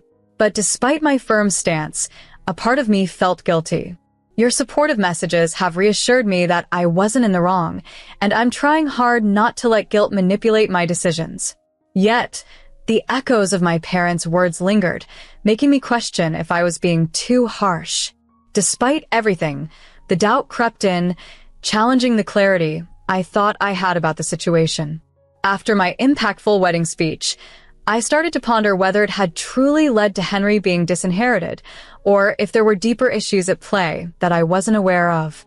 Driven by a mix of curiosity and remorse, I decided it was time to hear Henry's parents' perspective directly. To my surprise, they were quite forthcoming when I reached out. They revealed that their issues with Henry had started well before the wedding. My speech had merely crystallized their long-standing concerns. They shared that Henry had often misrepresented his professional successes and financial independence, relying heavily on their financial support instead. Their suspicions about his honesty had been building up, but they hesitated to confront him without concrete evidence. My words at the wedding had been the final straw, confirming their doubts about his integrity and manipulative behavior. Henry's parents were particularly disappointed by the way Henry and Hazel's relationship had begun, viewing it as a serious breach of trust. They emphasized that their decision to cut ties was not a sudden one spurred by my speech, but the result of years of disappointment and accumulated evidence of Henry's behavior. They even expressed gratitude towards me for my honesty at the wedding. Knowing that they understood and appreciated my perspective was immensely relieving. It helped me realize that the tension between Henry and Hazel was rooted in their choices, not my actions. This conversation was a turning point for me.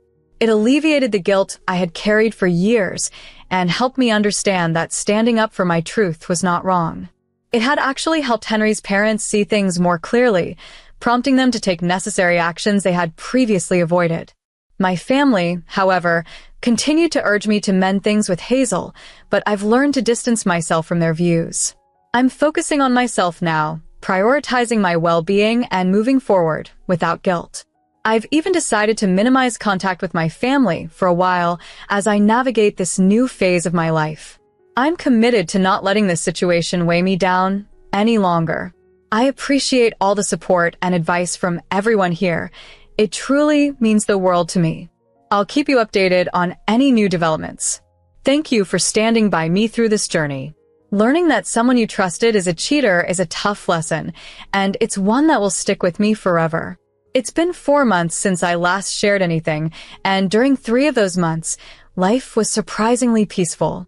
Hazel and my parents had stopped trying to get me involved in the drama between Hazel and Henry, accepting that I was done being the mediator. For the first time in a long while, I found peace. I wasn't plagued by guilt or anger, and I was finally able to focus on my own well-being and happiness. However, tranquility never seems to last. At the beginning of this month, I got a message from an unknown number. It didn't take me long to realize it was Hazel. She cut to the chase and told me she had annulled her marriage to Henry, saying she couldn't handle it anymore and thought I should know.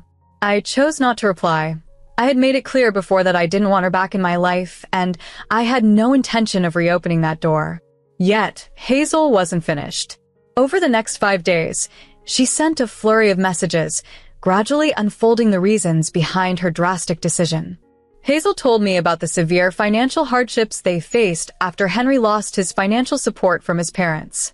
Struggling to adapt to a tighter budget, Henry didn't cope well. Instead of addressing their issues, he resorted to infidelity. Not just with one, but 5 women, including 2 of Hazel's bridesmaids. Although I never asked for these details, Hazel seemed to know I was reading her messages, perhaps due to my read receipts. She explained how she had started to notice Henry's increasingly suspicious behavior. He was often out late, making weak excuses for his whereabouts and being secretive with his phone. Initially, Hazel dismissed these signs, attributing them to stress. However, everything changed when she received a confession from one of the bridesmaids, admitting to an affair with Henry. This admission led to a cascade of revelations. When Hazel confronted Henry, he initially denied everything but eventually confessed to his betrayals with not only the forthcoming bridesmaid, but another one and 5 other women. As I read Hazel's texts, I felt a mix of emotions. Part of me felt vindicated. Henry had revealed his true nature to Hazel, just as he had to me years ago. It seemed like karma had come full circle. Yet I also felt a fleeting pity for Hazel. I understood the profound hurt that comes from being betrayed by the one you trust most. But that pity was short-lived. Hazel had chosen her path and betrayed me first. Now, she was facing the consequences of those choices. Hazel's messages didn't stop at just sharing her ordeal. She began seeking my advice. She wanted to know how I had coped with the betrayal and how I had managed to move on. Despite everything, Hazel was looking for guidance on how to handle a heartbreak that she once thought she'd never experience. She repeatedly reached out to me, insisting that since we had both been wronged by the same person, we ought to support each other. Yet, through all her communications, she never once offered an apology for her actions. There was no recognition of the hurt she had caused me by her betrayal with Henry. Instead, she portrayed us as being in a similar situation, as if her own troubles could somehow nullify the past. I chose not to reply to any of her messages. She had already consumed more of my time and energy than she deserved. After 5 days of her incessant texting, I decided to block her once more, and this time, I felt no remorse, only relief. Relief from not having to engage with her any further and knowing that karma had caught up with her. Henry had revealed his true character to Hazel, and she had only herself to blame for overlooking the obvious warning signs. As far as I was concerned, she was experiencing the consequences of her choices. Reflecting on the events, especially how I handled the situation at the wedding and the months following, I have no regrets. Speaking the truth was not petty. It was necessary. Henry and Hazel's relationship, built on deceit and betrayal, was bound to implode. I've wasted too much time trying to please those who don't merit my compassion. Now, I am done with that. For the first time in a long while, I am prioritizing my own well-being and happiness, and it feels wonderful. I've realized that sometimes the most empowering action you can take is to simply walk away and let karma handle the rest. That's my plan now. I'm ready to move forward and leave all this behind. It's unfortunate that I've lost contact with my family through these events, but I've been thinking it's time to seek therapy. I need to address the swirl of emotions I've been ignoring. Also, I am incredibly thankful to everyone who reached out or sent private messages of support. Your kindness made navigating this tough situation a bit easier.